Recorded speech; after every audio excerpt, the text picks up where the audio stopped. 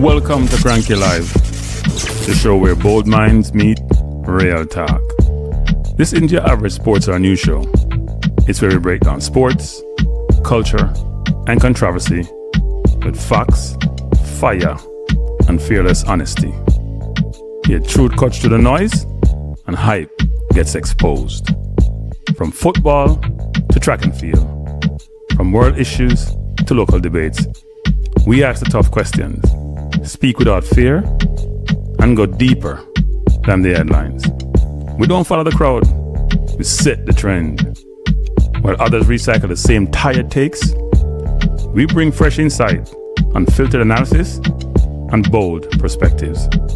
No echo chambers, no puppet talk, just real conversations for people who think for themselves. Listen with your brain, not just your ears. Think critically, question boldly, and speak freely. This is Cranky Live, where reason rules the mic and truth always win. Come on, let's get into it. Can you hear me in YouTube land? I don't know what's happened to my camera. It looks weird. I hope it focuses eventually. See, I look weird on the camera, people. Something wrong with the camera focus. I have no idea what it is. Let's hope it plays itself out as the evening progresses. Good evening. If you haven't hit the like button, do so when you come in. Today is a bit of a... I don't know why my camera focuses like this. I was just on it and it showed well. I think technology misbehaving. Can you hear me out there in YouTube land? And hopefully my camera would focus. I don't know what happened. It was working earlier, so that's not the issue. It may look weird and maybe I'm an alien or something. Good evening, good evening, good evening. We have a good conversation this evening. I expect to have a possible guest, but I don't know if my guest is going to turn up. We're going to talk some football this evening. Football in general, but then the focus is on Jamaica football in a lot of respects. A couple of things before I start is that one is in terms of Champions League, I see 5 English teams are in the top 8 and Man City just out of it. So looking good for the Premier League teams. Those of you who follow Premier League football. Getting to the next round, the top 8 teams will get a bye, and 9 through 24 have to play in a home and away fixture, as they did last year. Similar construct. The camera is not focusing. I hope it doesn't stay like this for the entire evening. And then, so that's good. And Arsenal obviously leading the Premier League by 7 points. Have a big game against Manchester United this weekend on Sunday, 11:30. Be there or be what, you know what that says. I did drop a video today on Trump's Davos speech, so you should watch it if you have an opportunity. Thought it was decent. And then I'm dropping one tomorrow on some random video I'm doing. And probably one on Saturday, another random video I'm doing. But tonight we're here to talk football. And specifically, you know, every 4 years, when we don't make the World Cup, it seems to be the norm since 97, we blame the coach. We sometimes blame or argue about the players. We debate selection. We blame the federation, which they deserve, by the way. And then they definitely deserve. And then 4 years later, we're right back in the same place. Different names, different coaches. Can you be changing like we change clothes? If you look at the national team right now, we had, even for the women's team, we had Vin Blaine, and we had Donaldson, and now we have a new coach, and Busby. And for the men's team, obviously we have had a bunch of coaches, but even in the last 2 years, we have had 3 coaches. Obviously Hogrimson, then McLaren, who failed miserably, and now we have the what has been described as the best football mind in Jamaica as the coach. Doing a lot of things. Having a playoff in March coming up. Now, I've been going back and forth with some people about certain things. Good night vacation. Vacation for next job. Hey, my eyesight, about a people. You know, I told you I had that eye operation. Hey, they're not fix it good at all, boy. Bless up 1-1. Let me just see what women say here. Women say live, the problems are bigger than the coaches. The federation makes it difficult for the coach, but you have to control. You can as a coach. Yeah, no, I agree with that. Bless up Flash, bless up. Yeah, but 1-1, we'll talk more about that actually. So, I was on Maverick's program today. I called into the program because know that they Jamaica has an infrastructure problem, because the phone line them for the main station not working. Not that I'm complaining, because people overseas get to call through. Bless up Triples and Princeton get to call in. So I called in today, and it's very challenging because I feel like I need to shout on the program, and I feel like to talk fast because you're feeling the pressure of time, or the feedback on your phone is really bad, and I can barely hear what I say or what the person is saying when he's saying. But part of the conversation was about just Jamaica in general, but part of the conversation was about him when he dropped that video talking about the randomness of what's being done and the recruiting, which you disagree with, and bringing in almost 60 players. But because he doesn't follow the football, and because he's topical, and I told him on his program he's topical, because he's topical, there's no depth there. There's a lack of depth, which is part of the problem. That he doesn't know the players. If you look through, I wonder if I could find it. I had it someplace. I'm sorry I can't find it. I want to find it because the JFF did drop the I have it someplace and I need to find it. They did drop the list of the players who was part of that 60-man squad. What do they call it? I think they have a 60-man squad that they've come up with. 52-man squad, actually. I think I see it, so I'm gonna look it up. They have a 52-man squad, and he's making it seem to his audience, which is very disingenuous, as if the squad list. So the way he makes it seem as if that list of players is the complete list, right? And that list is a new list, which is not. It's not a new list. Was he receptive? He wasn't unreceptive to some of my perspective. He agreed with me. I was mentioning something about Jamaica, and Jamaica need to have industries. He agreed with that. He was pushing back on my view, which I walked through, what I said. I probably should have played it, but I didn't record it to play it.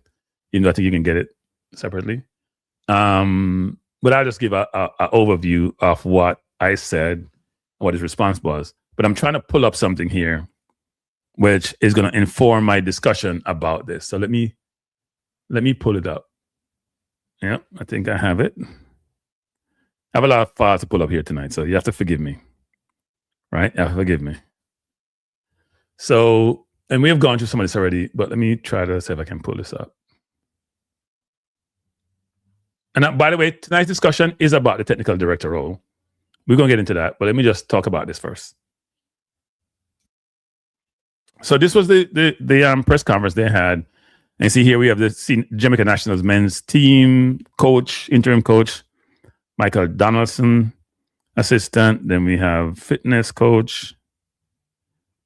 This thing is freezing on me, people. Trying to move it, and it's not moving. All right, do it this way. Okay, and then we have a bunch of people there, more people. So here's what I want to get to, the discussion we had. This was the team that played against Grenada, players in that team. Now I'm going to tell you, I know all the players, the local players, well. So the argument today with Motamasi, I got to give him a name because he's brutal when it comes to people. So I have no problem labeling him because he's brutal. And they call people waste man. So I have no problem calling him names because he beat people. And he goes hard because it's entertaining. So he was saying that he don't agree with the recruiting strategy and 52 players and so many players, you need to have a team and all that stuff. And I was saying that, and part of the conversation was about, well, I'm saying I agree with the strategy to have us cast a wider net as possible, a wider pool as possible, because you never know what can happen to players, right? I was saying some of the players who played in the qualifiers weren't good enough. He's saying he's coaching. I'm like, no, they weren't good enough. If they were good enough, we'd have qualified. Sorry, despite the coach. And so he then says, what players am I talking about? Do I know the players? And I said, I'm Max Aarons, for example. Apparently, he don't know who Max Aarons is. What did the player play for? I said Rangers. I then said the left winger, Efron, but I didn't mention the name because I forgot the name, for Coventry is one on the list. I then mentioned Keenan Davis, who's playing in Syria. I mentioned Cameron Archer. So I was giving him names. And if you look at the entire list, so now look at this list. This is the goalkeeper. I think Corey Adai may be new. I think most of the other players there are involved in some way, shape, or form before. Because there's only about 6 or 7 players who are new to this 52-man squad. Most of the other players have played for Jamaica in some way, shape, or form. Most of them have played for Jamaica. So when you say 52-man squad, it sounds like a lot. But these are alumni. They're alumni. They're actually current players who are part of this pool of players that we go to all the time. So because Maverick doesn't know anything about the football, he's up here. And most of you and myself are down here. We're in the detail. We're scrounging through what players are someplace. He has no idea. And when you have a large audience and you misinform the audience because you're telling the audience Speed going out to get 52 new players when that's not the case. And he said Speed talked to him. So Speed must have mentioned that, but he didn't correct it. Then it's very frustrating to me, who's in the details, to say, you know what you're talking about. You're topical. Which is how Maverick is most of the topics he talk about. If he's talking about Jamaica politics, he's topical. He's talking about Integrity Commission, he's topical. There is no underneath substance. Only thing he argues well about is LeBron James and Michael Jordan. It's entertainment. I understand that. But people need to be educated and informed. And I get frustrated when you're talking topical, the substance is not there as it should. You haven't done your research. You haven't done your homework. You haven't done your due diligence. And yet you want to come and be viewed as the authority on some of these things. So the names I'm giving him are people. Max Aaron has played Premier League. Cameron Archer has played Premier League. Keenan Davis has played Premier League. If Coventry goes up, Efron will play in Premier League. So these are quality players, right? At least I just raise a CONCACAF. Because he wants to say those are waste players, they're not good, blah, whatever. So look at the list, people. The defenders, most of these players have played, apart from Max Aarons. I don't know Stephen Young. I don't know that name. But Bell, Lowe, Lambakiza, Pinnock, Latibadir, Holgate, King, Henry. Henry came in last window. Webster played the other day, even though he's playing overseas. Gray, I think Kyle Duncan may have played already, or he's in squad before. Frey, Ming. There are no real new players here, except Max. That's the first one. Let's go to the midfield. There's no new midfielder here. I think, did Nikhil Ellis play the other day against Grenada? He's a local player. There are no new players here either, right? So we go on to the defender, about one. We come here. There's no new one here that I can think about. Ravel has played. Tyrese is here. But we've talked about Tyrese ad nauseum. So it's Tyrese and it's only Tyrese. Daniel Johnson has played. Barbarida's played. Dwayne Atkinson, well, I don't true kind of midfielder, but people say he can play across the front line. Hayden, Russell, Palmer, Lambert, Anderson, all have played before for Jamaica. So we showed one midfielder and one defender. Because when they're talking about new players, they're talking about overseas-born players. Because that's what they focus on. People at Maverick focus on. Let's go to the forwards. Kadamarti has been here. Archer is new. Corey Burke is here, is local. Gray, DeJohn, Ephraim Mason Clark is whose name I can't remember. He's at Coventry. So Cameron Archer and Mason Clark and Keenan Davis. So there's 3 forwards. And boy, we have a ton of forwards already. And some quality ones. But that's it. Trevante Stewart has played before. Roman Burrell. So we have had 3 forwards, 1 midfielder, 1 defender that I can think of. So that's 5. If I'm missing something, tell me. Right? So if you're going to say 52 players and you create this stink and you set this video and you create this excitement and you haven't gone and look at the list, right? You haven't gone and do your research. And I forgot to even bring that up today, which is it's not a ton of players. That's new. But he's making this big stink about all these players, and he makes a whole video on it, recruiting, and you have to build a team. And we're trying to bring in some supplements, basically. And I've said like some players, like Ethan Pinnock, who's not playing any football regular basis, I can't play Ethan. Like Ethan as a player, I've never met him, but I can't play somebody who's not playing any football. And Rudolph has put together selection criteria. So I want to just make that case to say, I don't understand when we have someone who has a platform, whose platform is a big platform, who has a lot of following, and then he has this caller right afterwards going to say something, you know? And that's another thing too. We have these follow-up people in Jamaica. They're like follow fashion, them say. Going to call after I call saying, yeah, the money I do them thing, you know what I do. You same people who come run your mouth right after I speak, when I spend my time invested doing this, and you have no idea what you're talking about, it's annoying. I have no problem being criticized. I have no problem being challenged. But please come with some substance. I was trying to call Maverick substance is lacking.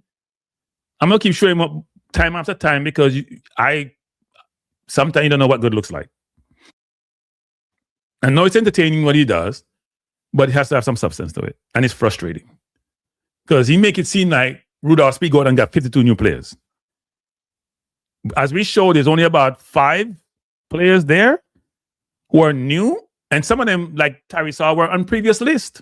I think Max Aaron may be on previous list. So there's nothing really new. I don't think Keenan Davis was. Efren Clark wasn't. Cameron Archer's been on previous list. But there's wearing a call up. So there's really not much new there.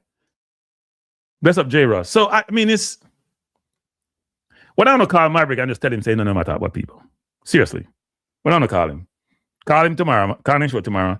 And send the list. No matter what. Him just... It's frustrating. And we have a football in public him I talk to. And then believe everything what him say. And him now doing research. Then again, if you do 10 jobs like him say, do, you can't have no substance to you. You're just all over the place. Cranky, low, no new. What does that mean, Flash? I don't understand that comment. Which low are you talking about? When we say we ain't good enough to top an easy group and now want to turn on improvement. I know, I mean, it's amazing when you think about it. The level of thought is just mind-boggling or lack thereof. Truly mind-boggling. I'm serious, mind-boggling. But anyway, I'm going to move on though. Yeah, I mean, it's frustrating. If you hear him today, I talk about him, he dropped a whole video, you know. I mean, say, you can make a quick book from your video them. And them so on, and if them so on good and so on authoritarian, and you see you're credible. You're not credible. You know what? Me start much changing name from credible, incredible. Incredibly ill-informed. He's not credible. He's not credible. Hey, you know what? We'll play him video for one of the people. It's amazing. He's not credible. But anyway, let's move on. Let's spend enough time on that. Hero said, that's been a problem with orals of adult. He lacks information. He knows everything. Can't believe I used to ready, man. I'm not going to say he's not smart because a lot of people like to use those terms. Jamaicans love that. He's not smart. He's an idiot. No, he's not an idiot. I mean, smarter than some people think. If you got away so long doing what you're doing and you make money out of it and people believe you and you have a big program and they cough everywhere and you're entertaining and you have vibes. As a vibes thing, you know. I told people on this program today, come listen to Cranky Live. Oh, they turn up. Want to come listen to some facts and some substance versus the noise. You want to learn something? Because I love to come in here and learn. I learn from people like when me hear them talk, others on the program, but about a certain topic, and me watch the comment them, and me take the text them, and me say, you know what, this makes sense. I will learn from one of my guests who not turn up yet. We might do some coaching this evening, but I wonder why I'm there. I try to learn as much as possible, and I spend my time doing research. But people like him not do no risk people. If never feel well today, no. I may set up the thing and the thing, forget some likes. Give me some likes, people. Half hour, no hit the like button yet. More than half. Give me some likes. 99, 48 is 96 times, 48 times. So give me some likes, people. Yera said, I didn't say that. He knows that what he's doing. They were putting minimal effort knowing his audience is on ignorance. Yeah, I don't want to call the audience ignorant. I'm very careful with those terms. I will say his audience need to do their own research. They do their own research and they need to be informed other than taking one source of their information. Because some people go up on him show, go beat me sometime, two of them I can't remember. And me have to walk with saying, I don't think you guys understand what you're talking about. I don't think you've done your research to go there. I'm stalling people coming with my source. But you know what? I'll keep going because my source no.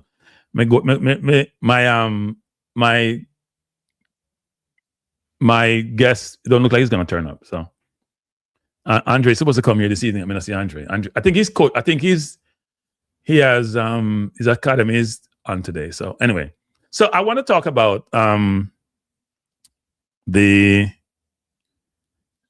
trying to pull something here. I want to talk about the technical director role because we spent a lot of time assigning blame to a lot of people, right? Assigning blame.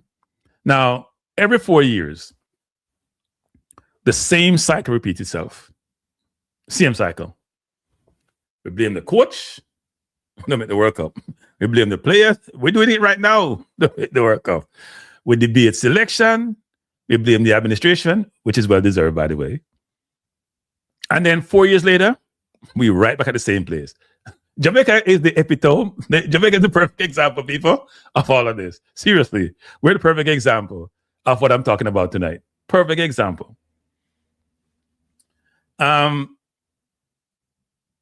repetition of failure tells us something clear, no ambiguity, clear as day. Clear as day, people.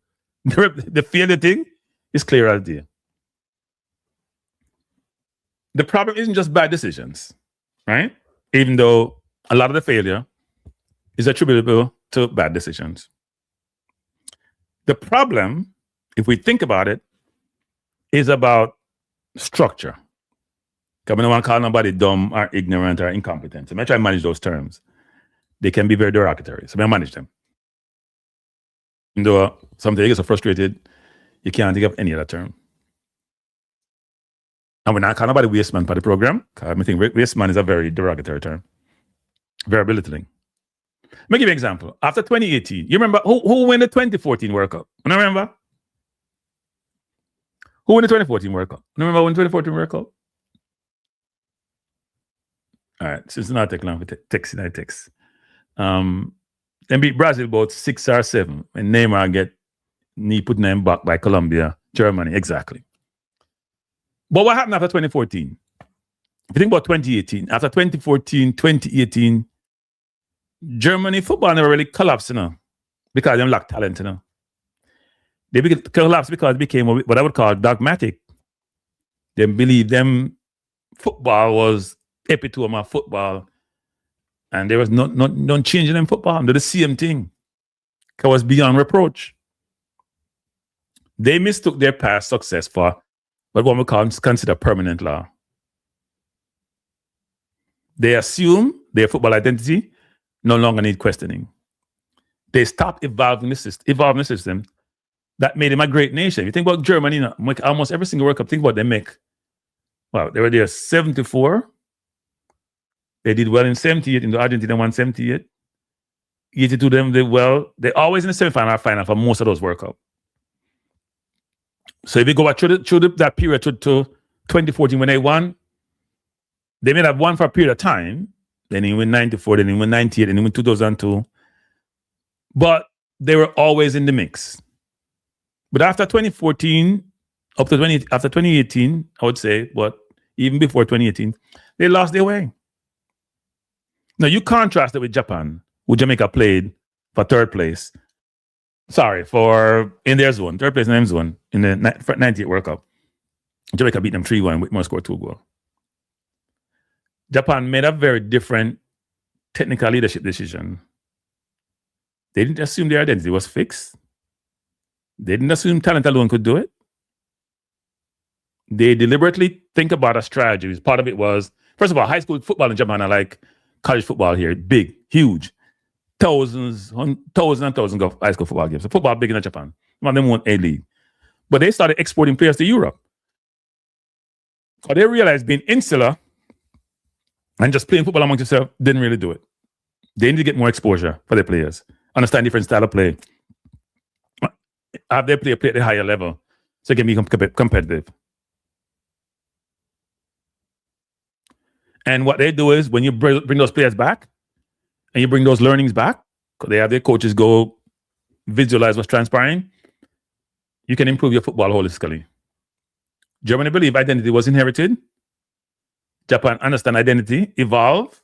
It needs to be built, tested, refined, and refined, and refined. So that difference has nothing to do with coaching, has to do with technical leadership. And according to FIFA, the most misunderstood technical role in football is that of the technical director. So tonight we're going to talk about the technical director role, which is informed by 8 components under FIFA.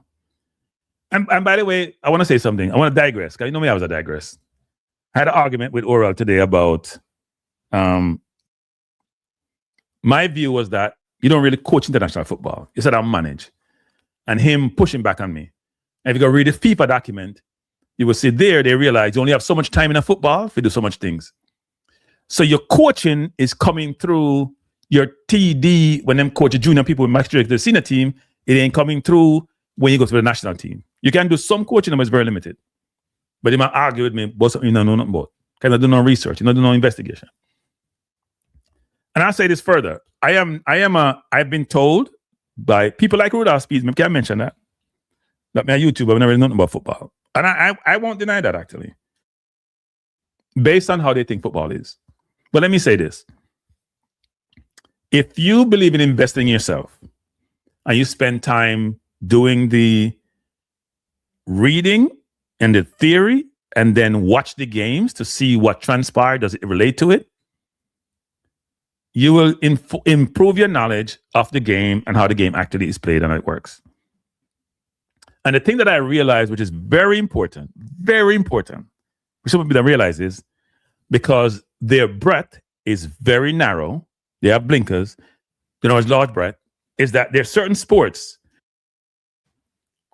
soccer, American football, basketball, that have aspects to them which are very similar. And I'll touch upon those as we go through the evening. Very similar. So I'm going to put a caveat here. Don't take what Cranky tell you as Bible, because, as I said, I'm not a football aficionado when it comes to the theoretical aspect of football, and when it comes to certain aspects of football, I know enough to be dangerous, I call it. So I won't call myself an authority. I know enough to be dangerous. But I'm also pretty comfortable, as I try to do with most disciplines that I can encounter, is doing my due diligence so I can have quality conversations with people and have enough knowledge, as I said, to be dangerous. So for Jamaica, more recently, let me stop there for a second, take some comments, because I don't want to ignore anyone, and then come back to what I'm trying to talk about, which is the role, what Jamaica is doing, what the role entails on the FIFA guidelines, and walk through different aspects of it. And I will hope when you walk away from this conversation, you will take away some more technical aspects of football from this conversation, and you provide your perspective. One said, this would be interesting. I don't know what the components are. Are we going to go through, though? Go through. Triple E said that's why the is not developing players. And one says, it seems to me that failure doesn't really bother our football leadership. That's the only explanation. It only bothers us, the fans. Look at the repeated failure of the youth teams. Well, that ties a lot into this conversation this evening. We are late if we have to develop a player on the senior team. Yeah, there's no such thing. There's no such thing. Unless the senior team starts at like 15, 16, and you have them all the time, right? That's the only way. Why we can question with Oral about football when it's clearly said he's done. But I want Oral's audience. That's why. I want Oral audience. They need to be educated. New Wave Entertainment. New Wave. I was mispronouncing your name now. New Wave Entertainment 12. New Wave, drop me something and say what you entertain in. Are you a promoter? Thank you, New Wave. I appreciate the support, sir. But let me know, because I like to give people them flowers, in a more substantive way than just topical way. So it's always good to call out those who drop the funding. I'm calling them super chat. But it's also good to, if I can promote you in any way, shape, or form, you're doing something which you need promotion, let me know. Nothing in life is free. Please, Cranky, tell me what a Jamaican national coach is in no time. Cranky, please tell me what is a Jamaican national coach in no time. I have no idea. Nigel, you got to rephrase that, Nigel. Rephrase that. I don't fully understand that. Cranky can't go anywhere without system in place. Yeah, we're going to get to that, people. We'll get to that. A11, as usual, 11. Appreciate the support, sir. Appreciate the support. So let me go back to what I was talking about. Now, let's go into, I'll make sure I have this in them. May have some diagrams here, people.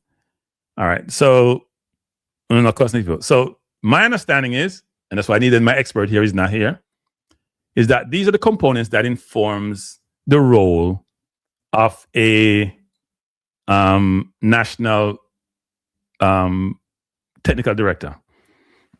Right? Zebev, thanks for the $, sir. Appreciate it. Appreciate the support, everyone who's dropping the super dollars, or super chats, I should say, for the $. Appreciate it. I just got my tax statement from YouTube. I had a loss this year on YouTube. Because I spend money doing a lot of different things just to make the channel work. Hopefully it's when you start a business, you should be expected to have loss over the first 3 years and then you start get profitable. So we'll see what happens. No, Triple E, that won't work. So here's the thing, people. I would love to interview him, by the way. There are people in the JFF who have an aversion to Cranky. Put it that way.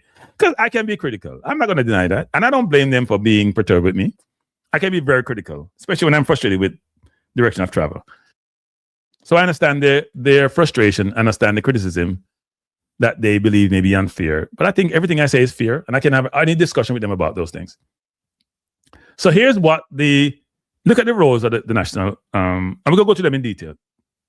FIFA Technical Director, Core Ability Framework. So these are the core components that informs this. There is the national football, there's the philosophy, and you hear them talk about a lot. You hear Rudolph will talk about this, or you hear Tactic Boss talk about it a lot. There's the monitoring, evaluation, and governance. There's the performance analysis. There's the youth and grassroots. There is the talent identification and pathway. That means pathway to national team. There's coach education to alignment. There's game model, style of play. You should also understand this, that FIFA, when it comes to this, is talking about for national programs and national teams. Now you can take this, if you have a club academy, a lot of the aspects of that would relate here, but this is for a national team, right? So let's go through some of this. So if you think about the first one, national philosophy, the technical director this is responsible for defining the national football philosophy for the country. So this is not a slogan, not a motivational speech. It's not a coach's personal taste. If it isn't written, if it isn't taught to the constituent, which are the junior players and senior players, and if it's not enforced, it does not exist. Let me say that again. It can't be in your brain. It has to be memorialized on paper. You have to write it down. You have to document it. And national football philosophy is an operating system of a country's football. It defines some things. It defines how the game is understood, how it's taught, and how it's judged. So I'm going to read a definition, because I looked at different definitions, where it says a soccer football philosophy of a country refers to a deeply embedded, cultural influenced, and often long-standing set of principles that dictate how the game is played, taught, viewed, as said before, within that nation. It acts as a blueprint, or someone may say a DNA, for player development, tactical approach, and team identity, ranging from a preference for artistic skill to focus on rigid organization and defensive pragmatism. Now, here's what I find interesting about all of this. Let me touch on something else first. When I finish this, I'm going to touch on something which is important to talk about. Key aspects of it, we'll talk about later on in this discussion. But think about examples of countries and what you think their football philosophy is. Brazil. They emphasize skill, they emphasize creativity, and the joy of playing and attacking. I'm going to talk about each of the countries first, and then I'm going to say something which is very important, which I think FIFA does in their communication may not talk about as much. Germany, focus on intense, organized pressing in the final third, speed, high efficiency work rates. Spain, I'm call it tiki-taka. That's why Spain coaches all over the world doing well now. Focus on ball domination of the ball through short, rapid passing, technical mastery, and recovering the ball quickly in the open opponent's half, which is why the midfielders are so good. If you think about Uruguay, for example, it's a mixture of immense fighting spirit, resilience, and just the will to win. But they're also technical. But think about how Uruguay play. And Italy, even Syria, focus on defensive solidarity, organization, being efficient, and objective is to get the positive outcome, right? So here's what's important. While all these are national styles and they exist, they're not static. This is important. So for example, Brazil and Argentina in recent decades, they have very focused on being more, think about Brazilian player you always know. Think about Guimarães, for example. Not Joel Linton, because Joel Linton was a forward. Think about how they play. Brazil historically was about skill, right? Revelino, Jersey, way back when. Even the wingers like Ronaldinho, Jorginho, there's a bunch of different players. Socrates way back when. Skill, flair. Brazil offense a lot of time was their defense. But more in the last number of years, they realized that, you know what? They have to be more structured in their approach. And what I find interesting is, if you read what FIFA talks about, so what informs the philosophy in terms of how FIFA think about this? The player pool reality. You don't try to invent the philosophy. You need to interpret the reality of your situation. What does that mean? If your country produces pace, athleticism, direct runners, but have very few press resistant playmakers. So think about it. If you are an African country, I'm not going to use Jamaica. I'll tell you why I'm not use Jamaica. Right? Say Nigeria, even though the players have also grown up in different environment, because some of FIFA's philosophy gets clouded because how the world has become global and where players learn to play. But traditionally, those who are athletic, they're probably more direct football. You hear speed talk about this a lot. You hear toxic ball talk about it a lot. But they're missing something. And FIFA seems to be more directed in that way when they think about this role. And I tend to not buy into FIFA around this. So people say, who's cranky with talk about that? But when I watch football, it's changed so much. I think we're stereotyping the football in certain contexts. So if FIFA is saying, or the football construct in terms of how you think about it, saying, if you're fast and you're quick, you have quick muscles, and you're athletic, direct runners, almost as if you can't be press resistant. So therefore, you should play more direct football, which is what Cavaliers does and what Rudolph Speed talks about, what Toxic Ball talks about. But here's the problem. To me, that suggests you don't have the intellect to develop the footballer, or the footballers to develop to play press resistant football, which is what Spain does brilliantly. And in today's football, if you can't be press resistant, you can't just go along because the probability or possibility of you retaining the ball becomes a problem. And in today's football, you rest on offense a lot of times if you can possess the ball well, and you spend your time on defense. And most teams who are brilliant at possessing the ball are also, they do a lot of pressing. They want to win it back as quick as possible. Now, the technical director's job is this. They got to figure out what is my makeup of my player pool and how does that marry or satisfy what I'm trying to achieve in terms of my playing style, right? So the player pool is important. The competitive environment is important. Let me just say this, because I said some Maverick program today and you don't get it. International football is not club football. You get max, say 5 to 7 days together as a team. Maybe a little bit longer because sometimes we have 2-week window, but the travel time involved, you ain't get more than 8-9 days. This demands simple, repeatable principles, not complex choreography. Just remember what I'm saying, people. What that means in plain English, you don't have much time with the national team. So unless You develop a style of play and a way of playing football and your football identity. And it's repeatable. So you learn it. You know what you're supposed to do when you go on the field. No matter where you are playing and how you are playing as a national team, you know. Players know what they've been drilling to them from their 6, 7, 8, 9, 10, 11, 12, 13 years old because you're playing philosophy. Then you don't need 5 months, 4 months, 3 months because you don't have that time anyway. This is not a junior team. This is a senior team.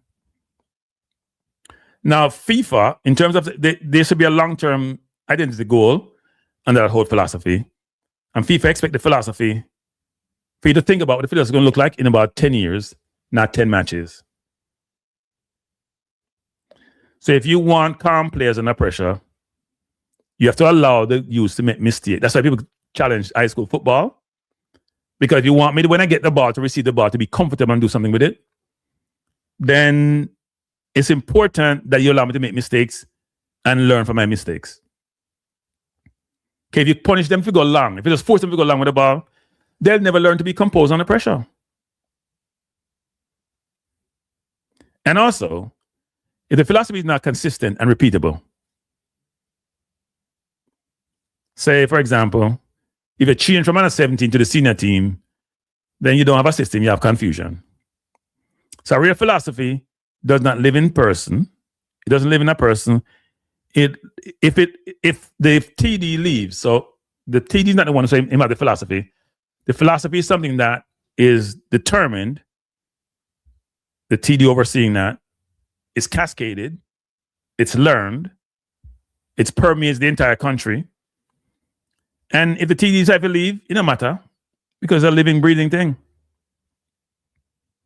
Bless up, Tyrone. Now, let me just say this. The JFF appointed Andrew Peart as the new TD. Before it was Wendell Downswell was a TD. Now,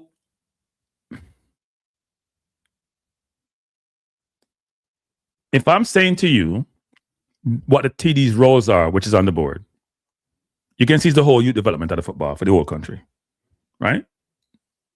Eventualize itself into the national team. I told you that Jamaica really hasn't had a national director, a technical director, I should say, a national technical director. Haven't really had one. There's been no focus made on this. There's been no structure put in place. And what we'll get is, well, we don't have the resources. That's a bunch of, you know what?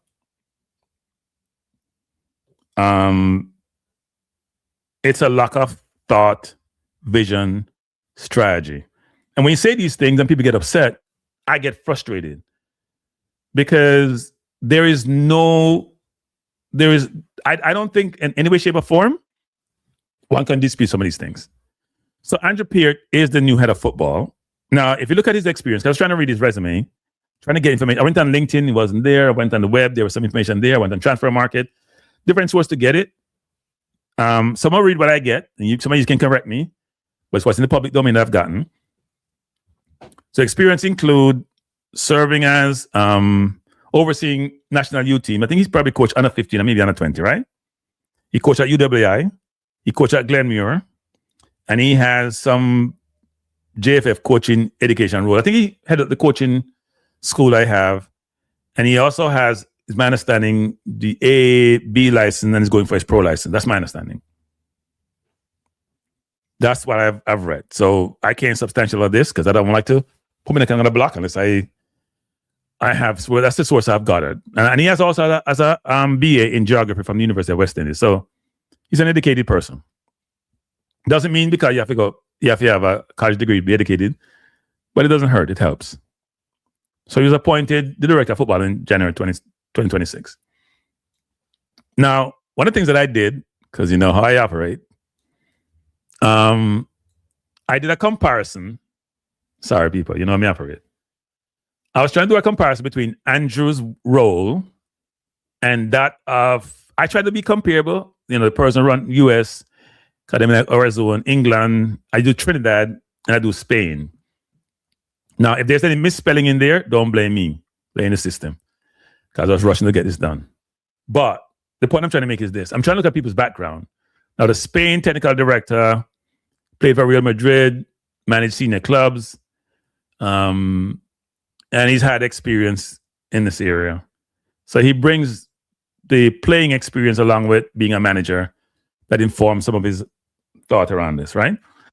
But I think one of the key criteria for this role is, have you been involved in soccer historically, but also youth development would be really good, especially at a very high level.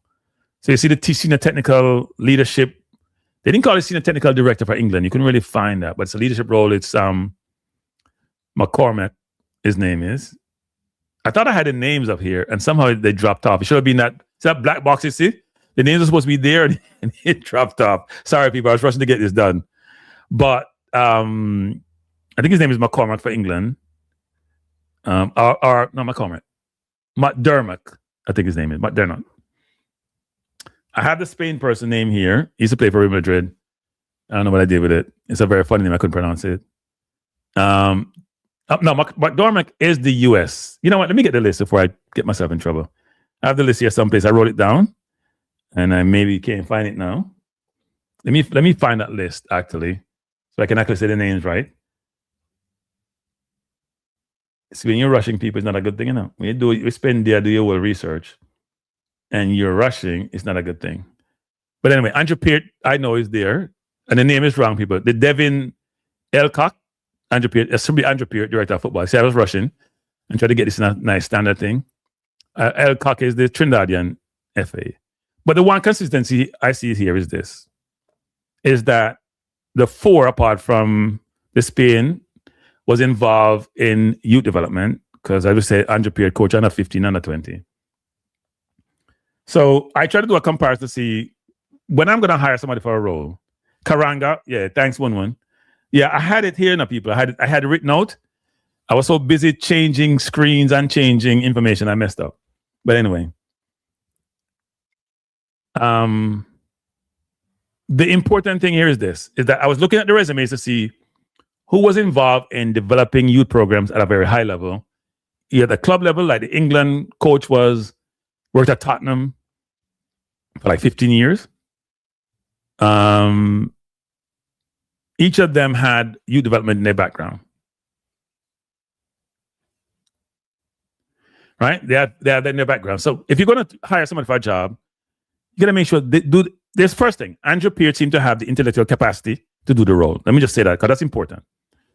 You may play football for 100 years, you still don't understand the game, but you're just good because you can play. You almost become innate because it's repetition. Andrew Peart, whether it's his academic background, the coaching license achieved, his work in schoolboy football, seem to have the intellectual capacity. The question is, he doesn't have the experience at the level I believe is required to do the role. But we want to give him the benefit of the doubt because he's in the role. And Jamaica decided to go local. But I should also, I don't want to give too much credit, but I'm going to give some credit. I can't give credit. I'm sorry, I can't give. I was going to say I'm giving credit for putting Andrew in the role. I'll put somebody in the role, because I did communicate with the JFF about this to say, look, hire somebody from Spain to be your technical director. I did say that.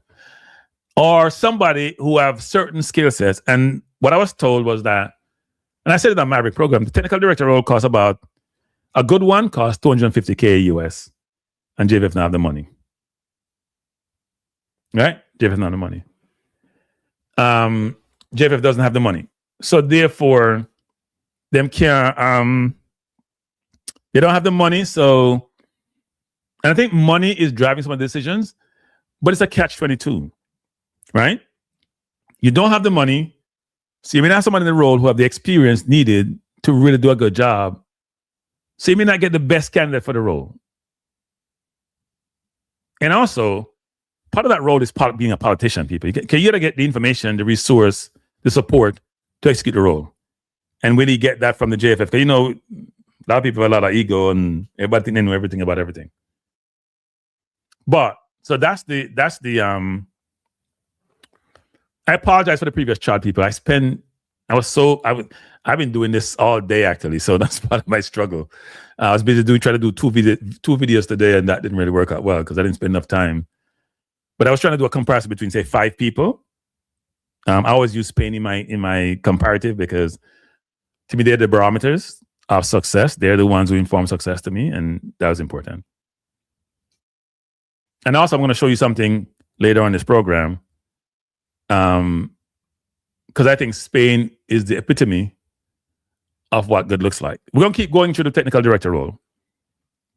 But I want to show you something before I do that. Maybe I do this at the end, actually. So we just talked about the philosophy. Let's think about style of play. It's on the list. And to me, style of play should be under the philosophy. I know we have it separate, but anyway. So the style of play is focused on how do we play and what rules never really change. So they talk about different things, and we go to some example. When you're defending, you defend space. So, for example, central space is high value space because, and we'll touch upon that. A player receiving, if you think about central space, for example, right? This is very important. The person is very difficult, almost impossible to score from out wide. That's why you see when people playing low block football nowadays, they want to make sure they control the center of the field. And in fact, when you watch today's football, what's very important is the left or right back tucks in a lot of times, so the winger always has space to get the ball. Because you can't score from so wide, so it's a very conservative way of playing. I wouldn't call it conservative, very smart way of playing. You got to control the central space. Because think about it, if you get about 20 yards from goal, you're center forward.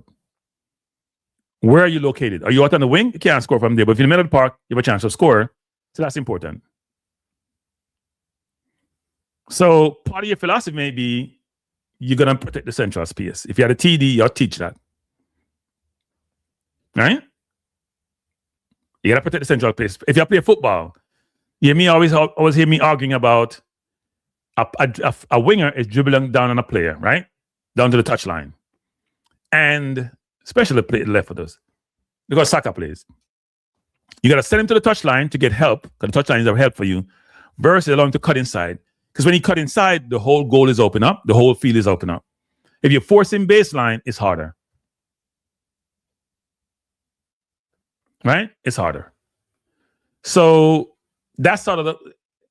When I read through what FIFA is providing guidance on, I smile to say, it's a lot of it, some of it you have known about in football, but it's now putting in a more structural environment. When I used to play football, for example, way back when, so I'm dating myself, it was man-to-man marking, they call it. Man-to-man marking. Mark a man. But when you do man-to-man marking, you're at the mercy of the player and their movement. So if you're marking man-to-man, everybody go wide, then you have the whole middle open. So today's football is more about covering off space. There are gaps to be covered. Watch a football game and how people play and watch how they cover off space. And everybody's looking at each other. Their head is on a swivel. We're going to go through some of that as to how they cover off space. In the old days they played football, some of the theories were very similar, but they have put more structure around it and more thought around it. So the football has evolved. And you hear me say earlier in the program that the American football and basketball have some similarity to soccer in some respects. Those of you who follow football or basketball, in college basketball, they play zone, which means they're not playing man-to-man. You're marking a space. You're covering a space. You're on the wing. You're the power forward. You cover the right side. You're the small forward. You cover the left side. And the guard is up there, at the top of the key. And then you got to devise a way to beat the zone because no one-on-one, right? And it's kill the football. The game is slower. The keep the basketball. The game is slow. Beat the zone. You got to have put somebody at the free-throw line to catch the ball and make decisions, right? Same thing in football where you're playing zone football, which is similar as soccer. In soccer, you're playing zone football in soccer. You're playing zone, I don't call it zone soccer, but you're playing a zone in football nowadays versus man-to-man. You may have man-to-man eventually when the center forward is deep, but a lot of times you're playing zone and you're shadowing a player. In American football, they do the same thing too. The cornerback may play man-to-man, but the linebackers may play zone because you're covering a space, covering a gap, and you can recover if the ball is thrown to somebody. So that's why I say some of the concepts are the same. They're not revolutionary. Football actually has come to this late because basketball has been doing it for a while. In the NBA, they got rid of. You can do zone, but it's not the way to play. It kills excitement. It kills one-on-one individuality. Sorry, that's not that word. And so they play a lot of man-to-man in the NBA, but in college they play a lot of zone, right? Or like George used to do play, they call a box on one. So you play half, one man play man-to-man, dangerous play, and the other 4 play zone. So in football today, if you watch any game, you'll see this. It's important. Now in football today also, so we've talked about, one is if you talk about style of play and tactical principles, there is the defending space, there is pressing, height, and triggers. And pressing is not random. So FIFA line pressing includes defined triggers, back pass, bad touch, sideline trap. It's really interesting to see. Here's what you guys should do, some of the things I'm talking about. Go watch a football game and see how these principles are applied. Watch Arsenal, for example, the best team in football right now. Obviously, I'm an Arsenal fan. Look when they start their press. It's when the ball is passed back to the goalkeeper. And look when they're pressing, or they glance over their shoulder and make sure they have support. Otherwise, you have to back off. And also, as a football philosophy, you got to think about, when do you want to start? What do you want to do in terms of pressing? And I don't want to talk about things in absolutes, because I think facts and circumstances sometimes determine how you make certain decisions. You may have a style of play, but you may have to adapt to a situation. And I always believe the better team can force their style on you, and you may have to adapt more. So a position-based team may start playing mid or low block, which is mid block means you start your press or your defense just over half line, just at half line. Low block maybe further down, middle of your own half, versus a full press where you're starting there, the third of the opposition. Right? So you have pressing triggers. So when I make a back pass, you press, bad touch, you press, sideline trap, you press, ball play at the sideline, you can press. You have to define those as a technical director. And there's transition and rest defense. So I smile about this because Rudolph Speed said one time, I'm called Rudolph name a lot, don't you? He basically said that when he started going to coaching school, he sort of learned, he didn't know how to coach. He didn't realize he didn't know how to coach until he went to coaching school. And I can understand why. Because these concepts, these things that you probably do, you do it what they call willy-nilly. There was no structure to it. It wasn't well thought out. You probably put them in play in games, but it wasn't holistic. You may have been doing zone, but you didn't know how to do the zone the right way. You may have been doing pressing, but you didn't teach your people how to press the right way to make sure gaps are covered. And that's very important. So that's why when you hear Rudolph always talking about coaching and coaching school and what he's learned, he's telling you that he become much more informed in an academic environment to learn coaching versus just learning it through just playing and what he's been taught, which I think is very important. And the more I do some of these readings, the more these things manifest themselves in what they entail. So, for example, we've talked about a couple of things, right? We've talked about pressing high end triggers, what generates a press, defending space. Then there's a transition and rest, what they call rest defense, right? So when you lose possession, do you counter press in 3 to 5 seconds, or do you drop in zone? So let me see if we can find something here. I know I have a rest here someplace. So here's what we call like a player in rest, what they call rest defense. And rest doesn't mean you're resting people. Rest is basically a German term meaning what's left over. And in the football context, what does that mean is that when you're attacking, what players are then will need to defend or inform the defense when you lose the ball. So your structure informs that, and how you attack informs that. So you see in this setup right here, these 5 players are the ones who are what they call the rest defense, because all the other ones are the ones attacking, left, center, they're doing the attacking. And the 5 here, the center back, the left midfielder, the defensive midfielder and CB, they're the ones doing what they call the rest defense. So when I lose the ball, they have to recover quicker and give my forwards time to recover also. That's the rest defense. Let me see if I can find some other rest defense here. I like to use Arsenal. So here's Arsenal rest defense. You can look up front and see all the attackers. The rest defense are these players: Gabriel, Saliba, White, part of this income. Now, these are things you teach people. This is not something just willingly that happened. And in football, we knew some of this. We used to play football and someone would say, if the right back goes, then the defensive midfielder should not go. They cover for the right back.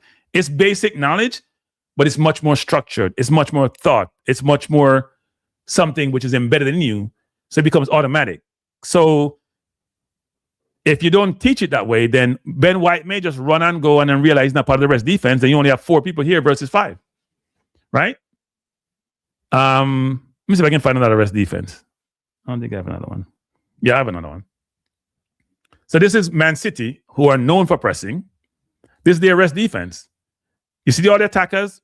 That's when Mahrez was here, people. He's now in Saudi Arabia, been there for 2 years. Gundogan, these are all the people he's attacking. These are the rest defense. The one you see in the circle here in green, that's the rest defense. So if you lose the ball and you notice that, these players are going to be marked individually. You see the people in the red beside Stone or beside Ake, they're not be marked individually, but there's coverage there. So Rodri and Stones are the front of the rest defense, right? The defense up top here, if the ball is lost on attack, that's the rest defense. That's what they call it. So it's the leftover players who are not part of the attack. It's rest defense. So I try to find some of these things here to inform that conversation. But you hear them talk about a transition a lot. I would call it counter. They say it's transition. How do you go from offense to defense, basically? Really important in football. And all these things need to be taught, because here's what you're trying to do. You're trying to make these things so repetitious, they become embedded in the people that have been taught, the kids who are going to matriculate your national team, and it's part of your playing identity. Now, they talk about game model here.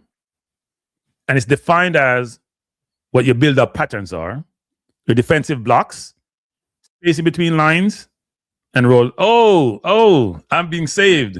Andre, you abandoned me. Wait, hold up. I'll put you in a bad space. Hold up. Let me try to get you the right space and put my chart back up on the board. So Andre, I'm here trying to teach something I have no idea about. Well, hey, that's cranky, right? Clueless, okay? That's cranky. So you're saying I'm like Maverick, I know nothing about nothing. Well, what can I tell you? You one have to just admire your courage. Well, my courage may be foolhardy. You know why? Because I've always said to you, football is not that complex. And you beat me with that, right? You beat me. And here's my view on that, actually. I was just telling the audience that there are elements of football or soccer, which you can find in basketball, you can find in American football, right? Mm-hmm. So this whole concept of covering space, that's zone they call in the US in football and basketball. You're covering a space, you're not covering a man individually, but you make sure you're responsible for the man in your space you're responsible for. Right. Right. So yeah, it's just part of that whole construct. So we were on talking about the game model, because I have on the board here what is deemed to be the technical director framework. And also what's important is that I don't believe a country can be very successful unless they have a good technical director who is helped to develop, who's overseeing and responsible for the development of the football. What are your thoughts? Well, you say a country cannot be successful if they don't have a good technical director. Okay, they know a good football philosophy and football identity. Let me rephrase that, because the person may be bad, but they're good at what they do. Well, one of the things that that I think. Where are you? You disappeared. We can't see you. I don't know why. Why is that? I don't know. No, you're not there. I'm just seeing a background. I'm seeing your football field. I'm seeing. I don't know why that is. No, I'm seeing your football field. Seriously. Hold on a minute. Yeah, Andre disappeared, people. Hold on. I'm gonna put back up the. Am I back? You're back, but I'm hiding you, so I have to get you back up here. Yeah. Oh, this is a mess. I'm making a mess. Let me try to bring you back up. So go. I'm trying. Okay, go ahead. I'm gonna try to find the piece. Okay, this is it. Yeah, go ahead.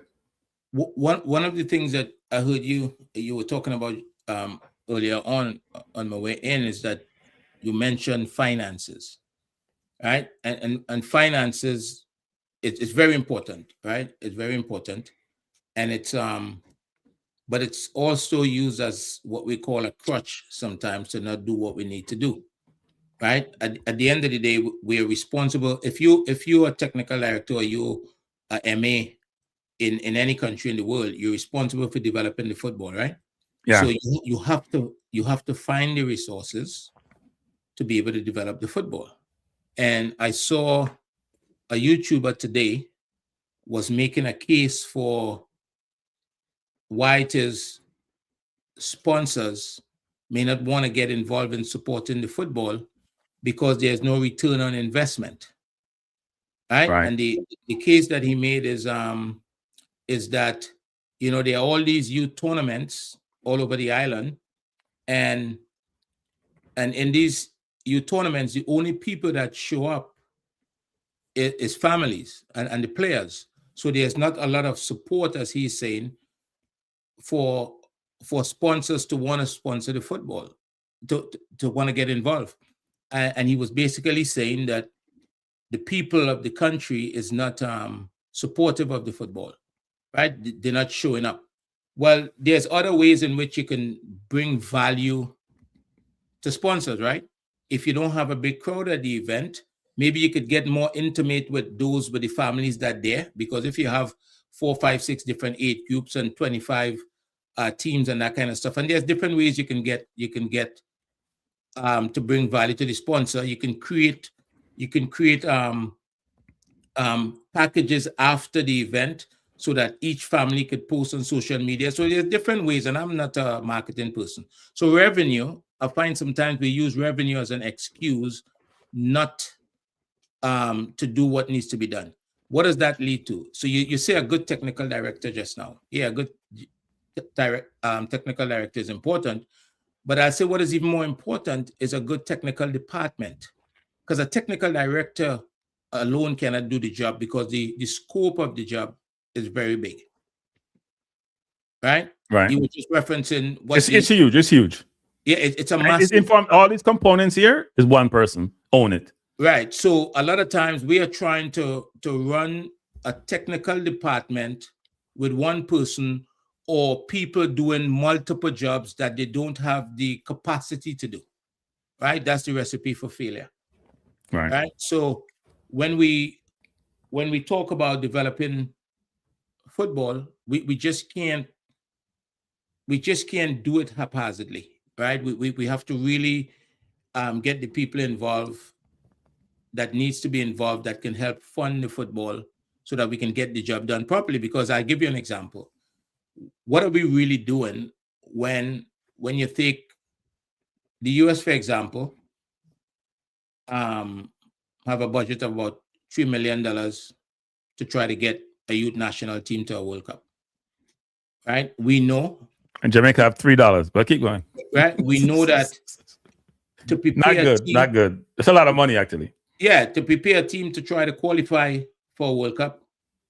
And mind you, with that budget, it's not guaranteed, right? Sometimes they don't get there. Yeah.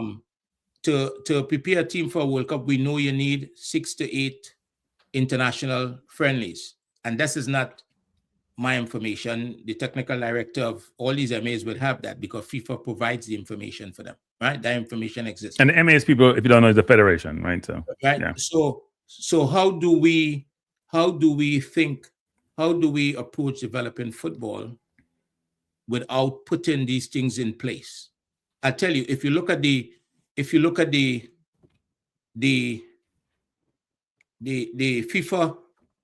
technical director handbook, it's no secret.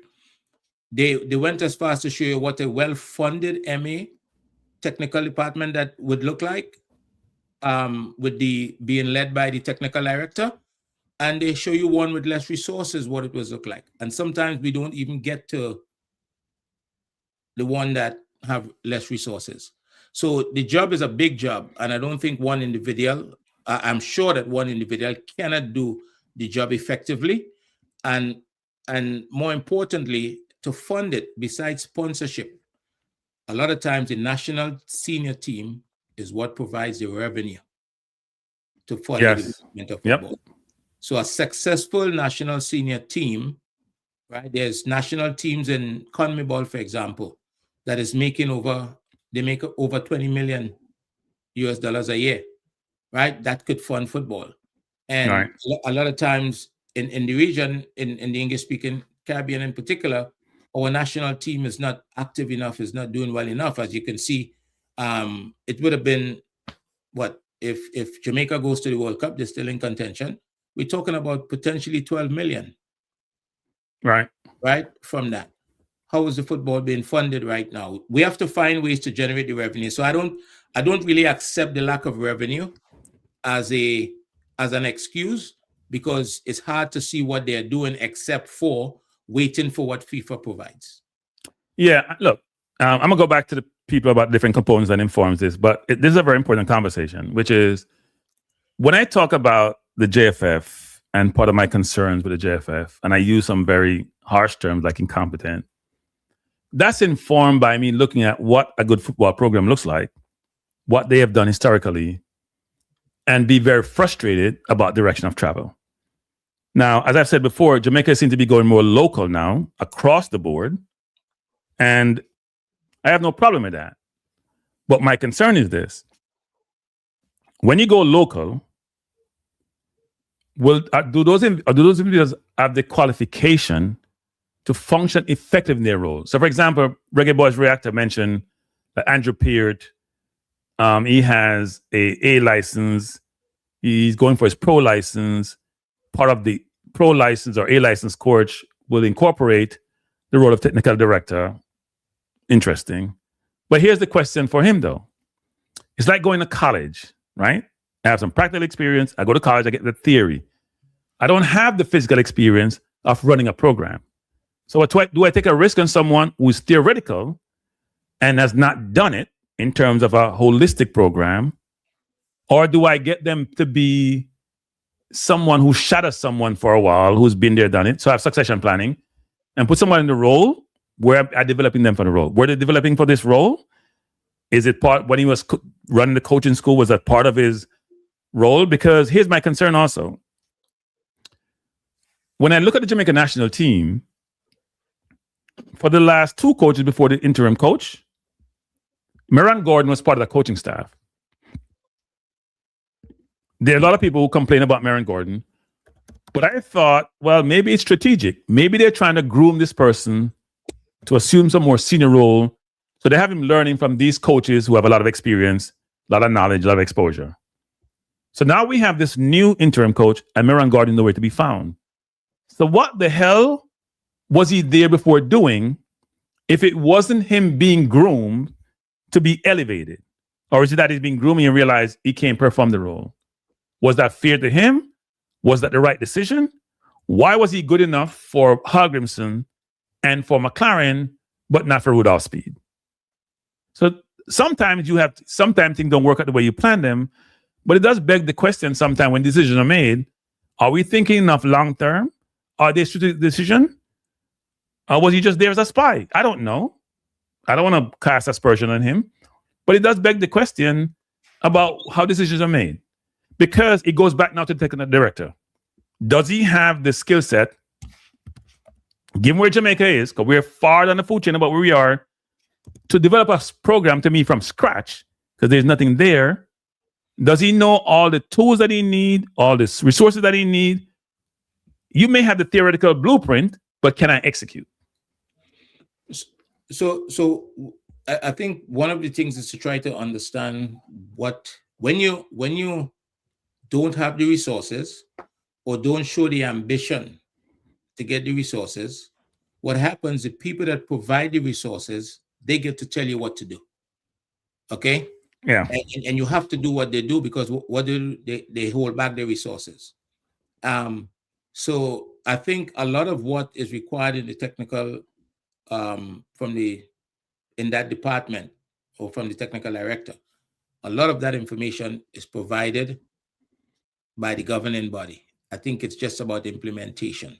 So I don't think they need to go out and create No, it's there already. It's there already, right? Yeah, Almost like you have a blueprint right? that you can follow. It's Yeah, there. yeah, It is blueprint you can follow. provided for them, Yeah. and it has to be implemented. And look, it is so important that they work to become self-reliant, because if they step out of line with the money that they've been provided, that money get held back, right? So if I'm getting $100 to buy groceries for the week, right, and I really need $300, and I decided to just sit and wait until that $100 come, I would never have enough food to eat. I have to find a way to get $200, and I think that's where the federal and this is so clear. Let me tell you how easy it is, right? If you allow me for a minute. In very small MAs, creating a fully professional technical structure with at least one person in charge of each function might be a challenge due to lack of financial resources. Therefore, some of the functions will be merged and carried out by the same person, right? If resources are extremely limited, the TD should try to develop a network of competent volunteers that's coordinated by employed staff. Another option might be to partner with the ministries of sport and or education to bolster human resources, particularly at regional level and with regard to grassroots education, coach education, and talent scouts. In this case, contracts should be signed with the MA to avoid a situation in which the government decides to withdraw people whenever it wishes. So, right? Andre, I want you to talk about something, Andre, which is I have talked about, you hear me talk about this, that people have to get comfortable with the uncomfortable, which means you put yourself in a situation, and the whole objective is for you to improve and enhance your capabilities, but you'll be in an environment where you're very uncomfortable.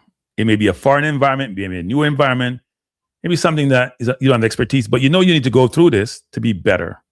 So can you touch upon some of the things that you do, or you did, I should say, when you were thinking about creating a football academy, a football program? Were you thinking about, even when you had the academy, teams that you reach out to play, organization you got involved in, some of the learnings you get from going to, say, Spain or England? Can you touch upon that a little bit? Because that's important. And it ties into my old concept, which is, if Andrew Pierce is going to be the TD, is Andrew going to just be in Jamaica reading some FIFA manual and trying to execute? Or is he going to go out there in a practical environment and get some experience? Not necessarily, experience doesn't mean go be a TD someplace else, because the TD here already, but understand how it's done in other places. Look, I think in anything in life, and certainly in football, you get to learn. You have to go into other environments, right? I've seen both with my own eyes, and I've seen images. I've spoken to people in football environment, and I know me personally, I've been lucky. I've been lucky to get to see inside of some of the very biggest clubs in the world in terms of how they train. Did you get lucky or made your own luck? Well, I created I created it, but I am. Luck is like haphazard. Luck is not, luck is not something. Luck is supposed to be by chance, and it would never happen. It's by some mystical divine or deity divine versus, you know what? I put myself in a situation to create that situation that occurred. Well, to be honest with you, it started with me being prepared, right? I was meeting with someone who played football at the very high level.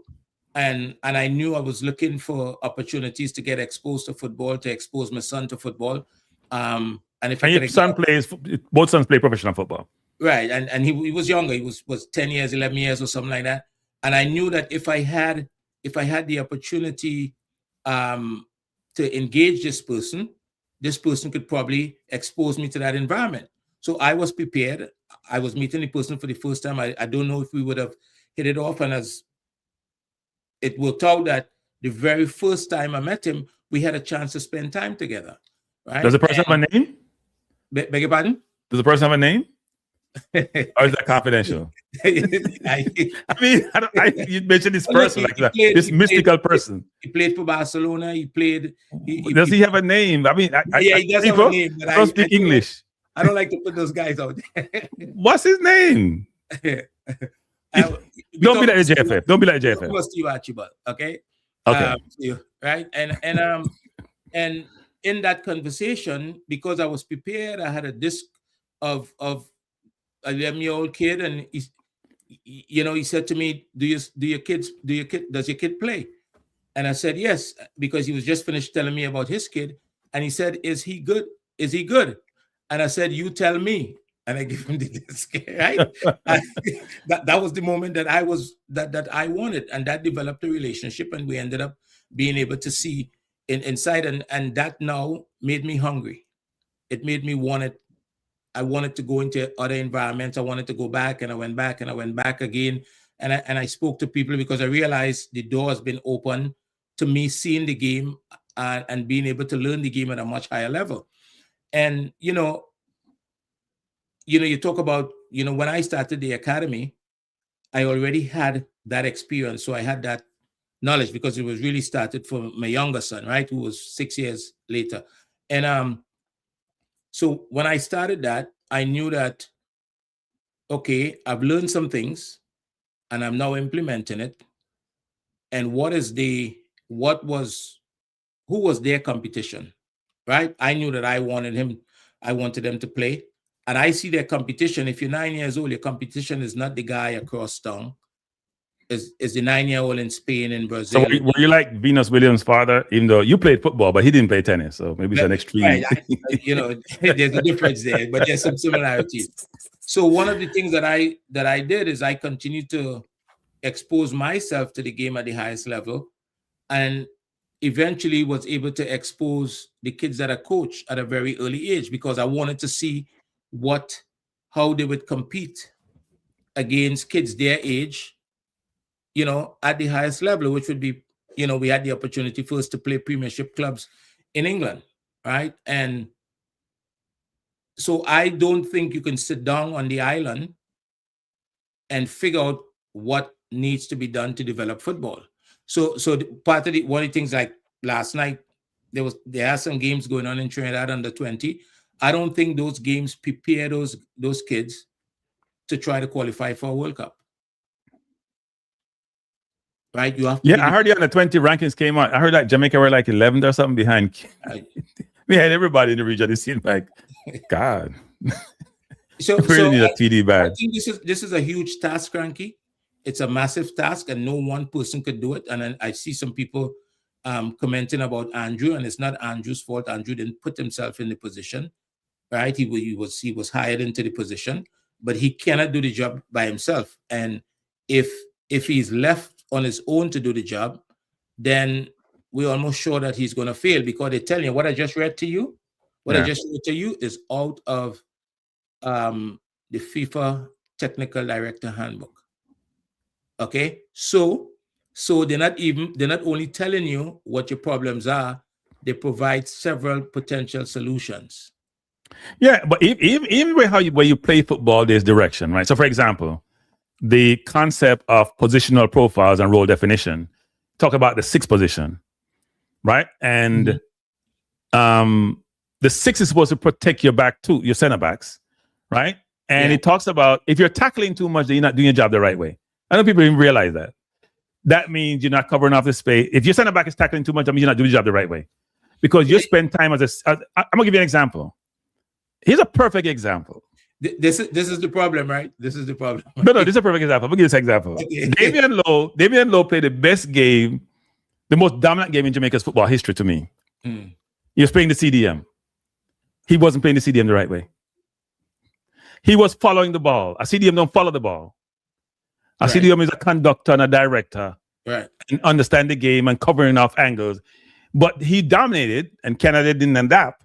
Because when you go follow the ball like him, you're leaving the space right in front of the center backs, most dangerous place to be, right?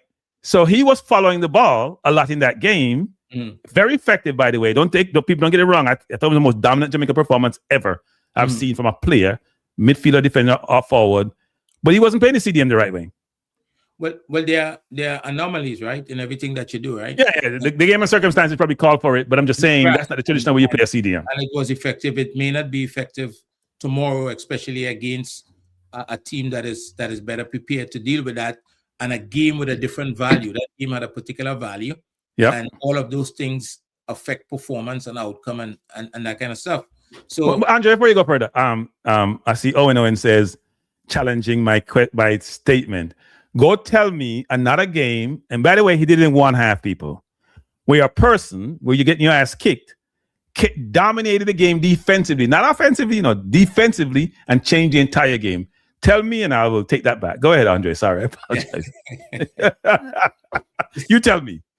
So, I see just now you was talking about.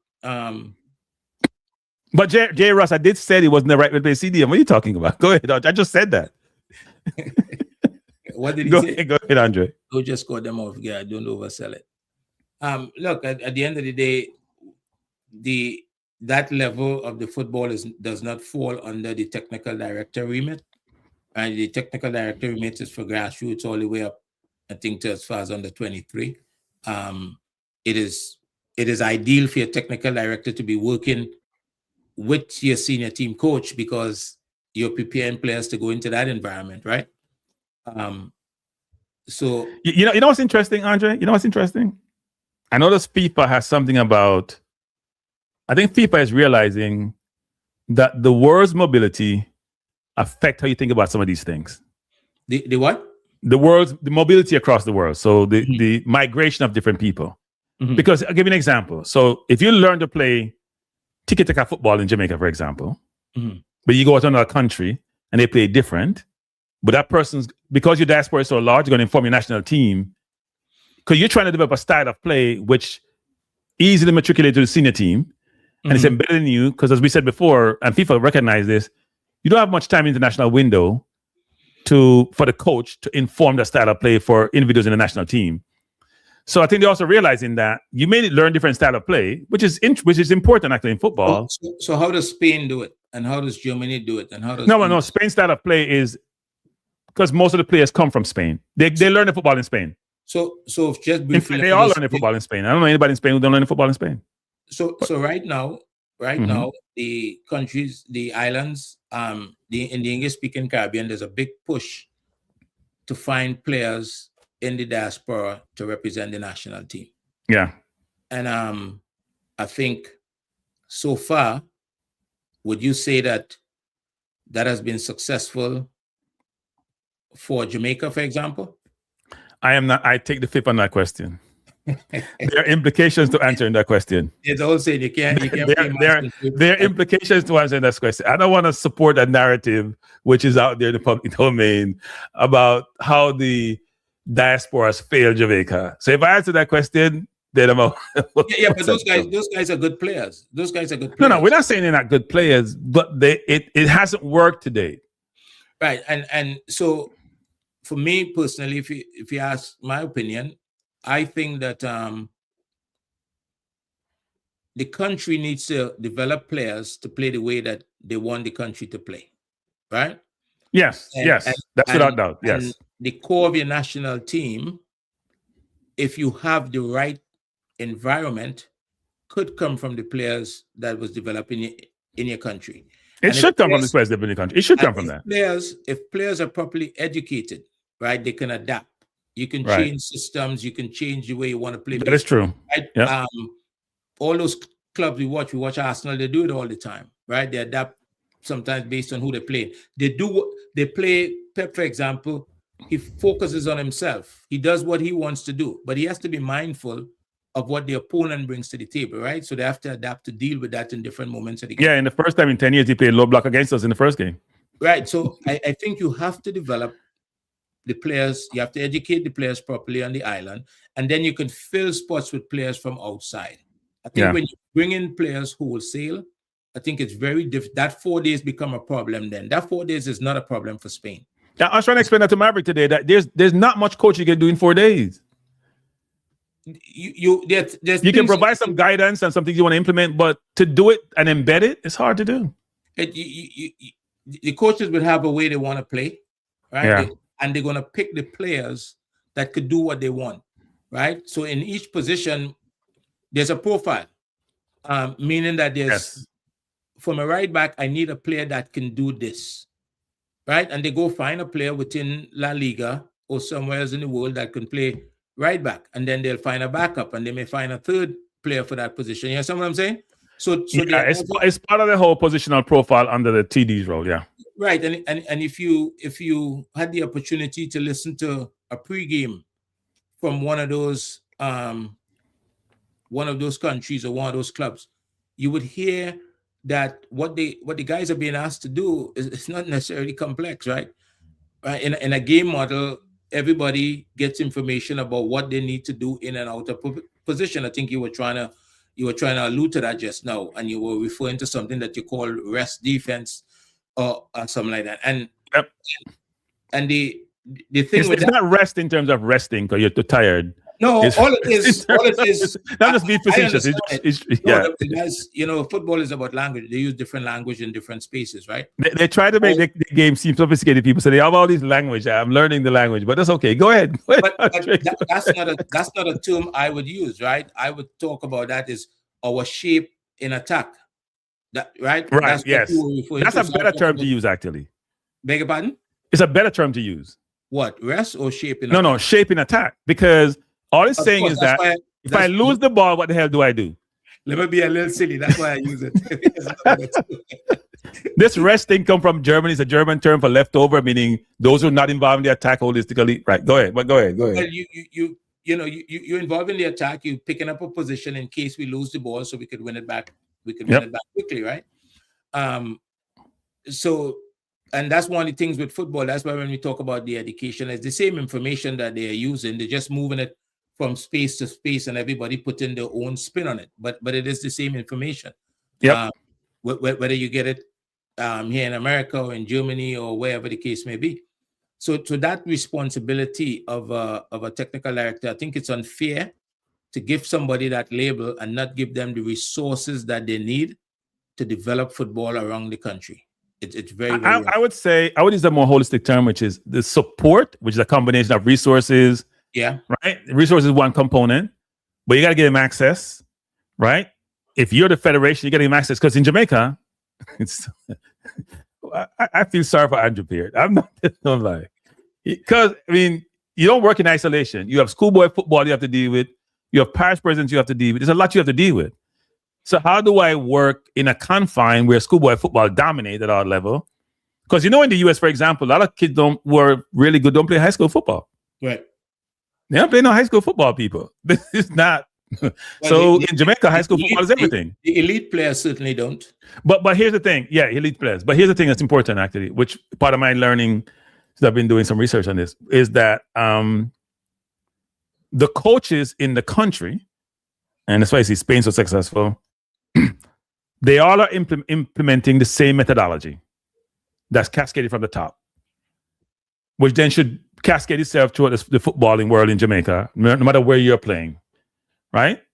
So in essence, the coaching methodology employing in terms of style of play and system of play and how you want to play football, that should come down from the JFF to the technical director to all the different youth programs that are out there, or youth playing football, and should be effectuated throughout the entire country. It should, but to be able to implement that and put that in place, you have to get buy-in from different constituents. Well, and you see that point you're making there, it's important. And I'm not making a comment on Andrew. I don't know what Andrew's capability is, so I'm not making a comment on him. But you just mentioned schoolboy football and all those things they have to deal with. I don't know if you have seen the profile of a technical director, right? Under the profile, there's a section called personality. And under that section, it says that the technical director, the individual, must be recognized as a credible role model for coaches and coach educators, right? So if you try to make changes within schoolboy football in whatever island or whatever country, and you're not respected by the people that run that, that's going to be extremely difficult, right? You can see that. Well, I think I would mandate that everybody go to the same coaching program, right? And you have to find mechanisms and ways to get ideas and methodology through. Huh? The credibility of the individual. No, I understand that, but I'm just saying part of the whole construct to allow you to be effective is that the same messaging is getting to everyone, right? And how do you have mechanism to allow that to happen, to put that in place? Because I would agree with you, which is you're trying to teach me something, I don't agree with it, I'm gonna do my own thing. Right. And that's what's been happening in the Caribbean, right? I mean, Yeah. for sure that's what's been happening in Trinidad. There's no cohesion, there's no everybody have their own plan. I know better than you, you know better than me. And Yeah. Even in the context of I heard an assistant coach doing an interview the other day, and he's asked about the coach, and the answer was quite interesting, right? The answer, you could easily glean from the answer that he's not agreeing with the coach tactics and ideas, but he's the assistant coach. You understand? You don't hear no assistant coach in elite football speak like that. Right. But first, you don't hear from the assistant coaches often, and when you do, right, they fully support the head coach. At least they do publicly. So there's a lot of things that this job is a big job. It's a big job because you have to be able to engage the stakeholders. You just have to be, as a requirement of the job, right? So you hear me on the outset talk about the person's resume and the person's experience, because it's, as you said, for a country, and you're the ones overseeing the football program and the system you're going to put in place and all the different components, which everyone would agree informs that role. It's a lot to do. You need, as you said before, which is very important, you need the right people in the right seat as your delegates, as your subordinates, who's helping you to execute this. But you also need support from the top of the house, including resources, to get the job done. Yeah, you need a department. You can't function. It's almost impossible to function and have success without a department. That's the reality. Yeah, I mean, some countries have different ways of doing this. I would say one unique way I've seen is that, and it's not a way of doing it, but one unique way I've seen is that, and I've mentioned this before, is like Ecuador, for example, right? Most of Ecuador's players in the national team now come through Independiente, right? And Independiente is sourced and funded by, I was told by one of my staff who was from Ecuador, by like the richest person in Ecuador. He started this academy. It's the one that produced like the players like Encape and Caicedo. If you look at Ecuador's team and how they do in South America, they came second in the, I think they came second after Argentina and play, if I'm not mistaken. But he's built this huge facility. Everything is done there. He brings coaches over from Spain, Barcelona, all those places. That's a unique way of doing that, in essence. Not every player come from that academy, but at least you know what they teach there is going to be the same thing, and hopefully that's what they cascade across their country. But the point I'm trying to make is that there's not one way to do something, but I think if you're going to be TD, say you're in Ecuador, you have to get buy-in from Independiente in terms of how you want to do this, right? You have to engage with them quite a bit. You have to be able to influence and be influenced, actually. Well, you remember that not too long ago when Spain won the 2010 World Cup, I think it was, and around that period of time, Barcelona was being extremely successful, and most of the national team players came from Barcelona. Yes, you're right about that. So let me yeah, go ahead. Sorry. They played the way they play, both at Barcelona and in the national team. So it's when you had Iniesta and Xavi and Busquets, they all came from Barcelona. All of those guys, right? And now you have players coming from different places within Spain, but you're getting the same football. So people, Andre turned me on to this. Andre and I talk football quite a bit. He mentioned to me Spain strategic plan for, this was 2024. I don't have 25 plan. But I'm going to go through this. I'm not going to go through this. People, I'm going to show you some things I find interesting. If you go to it, they talk about they call it RFEF. I didn't know they still had the monarchy, but it's the Royal Football. I never use Royal in football. That's what the acronym stand for. It's the Royal Spanish Football Federation, REFF. RRF, what do they call it? But yeah, they talk about the methodology. Before you go into that, Cranky, because I don't want to miss you. Open the door to something just now and you close it really quick. Which one? There's a lot to know. I only have so much time. I've been here 2 hours already. Before this year, you was talking about the club in Argentina and in Ecuador, Independiente. In Ecuador, and the facility they built and how they came across the resources to build the facility. And they sell players for a lot of money, by the way, people. So in reality, in a lot of places, the US is building a facility in Atlanta at the moment, right? For a lot of money.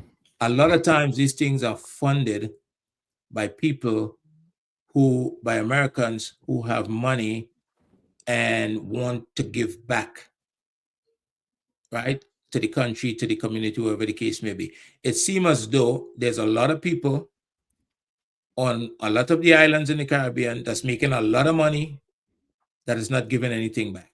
So because I'm not a diplomat, people, and because I like to get myself in trouble, there's about 8 to 12 families in Jamaica, most of Jewish origin, who are who are own hundreds of millions of dollars.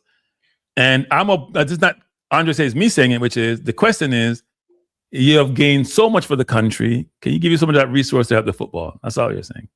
So most of them are Jewish family, actually. The Issas, the Matalan, they're Jewish families who live in Jamaica, and they have a lot of money. And the question is, would they be willing to help fund some of the football? But they've done well in Jamaica. So that's me. Say it like I know it. They have a lot of money. They're very rich people. But anyway, we keep going. But no, I just want to show people this in terms of, you can go online and get these people. It's the Spain sort of strategic plan. I think the new one. I've never seen one of these for Jamaica, by the way.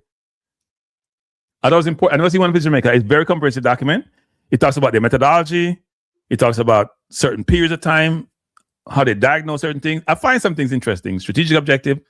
Let me just see if I can point out some of the things. This is just the introductory component. They have a calendar of things they're going to do in each month.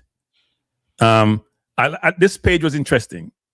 And we see this now in the more social environment. So they go back to 1909. Jamaica's been playing football from the early 1900s, you know. Look, the population is 46 million. But here's what's interesting. Look at the birth rate, Andre.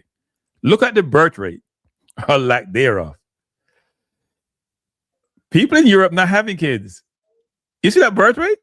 It's down 40% in the last 10 years. Yeah.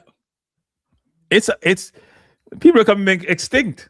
Because you have to have 2.1 kids to maintain your population. Right? So if you only have one kid or no kid, your population is going to decline. China is out. I found that interesting, actually. But look at the titles that they have. Don't stray, Cranky. Don't stray. No.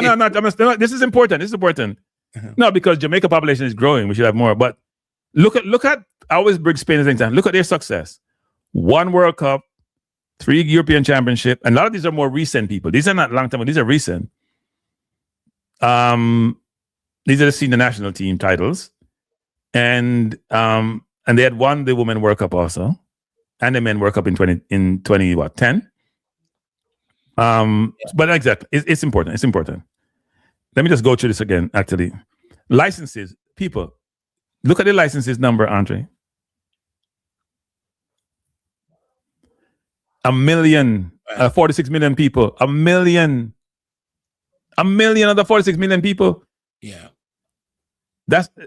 And they as they mentioned, they have more than and 6% of the female licenses too. Of their license. So a lot of females get, and their number ties into how much they have exported and where they are. Champion in 20 of the last 57 competitions organized by UEFA. I repeat that. So you make talk about Spain all the time. Champions in 20 of last 57. So every other program, every third they go into, they win. There was something else I wanted to bring up. I don't want to go through this whole thing, people. You can go look it up online. I know there's something else I want to show. And this is not. So here's what the objectives here. They come out. They talk about some of these things that they're trying to do: good governance, sporting excellence, increased participation. Right? They're trying to find ways to have more people play football, like they don't have enough playing football already. Go ahead, Andre. Sorry. Well, if you notice, facilities, for example, is not in there, right? Because they have a lot of great facilities.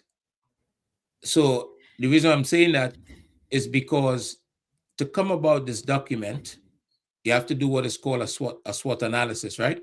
Yep. And so let's say if you're doing one for Jamaica, for example, you're in a Jamaican space, you're talking about Jamaican football.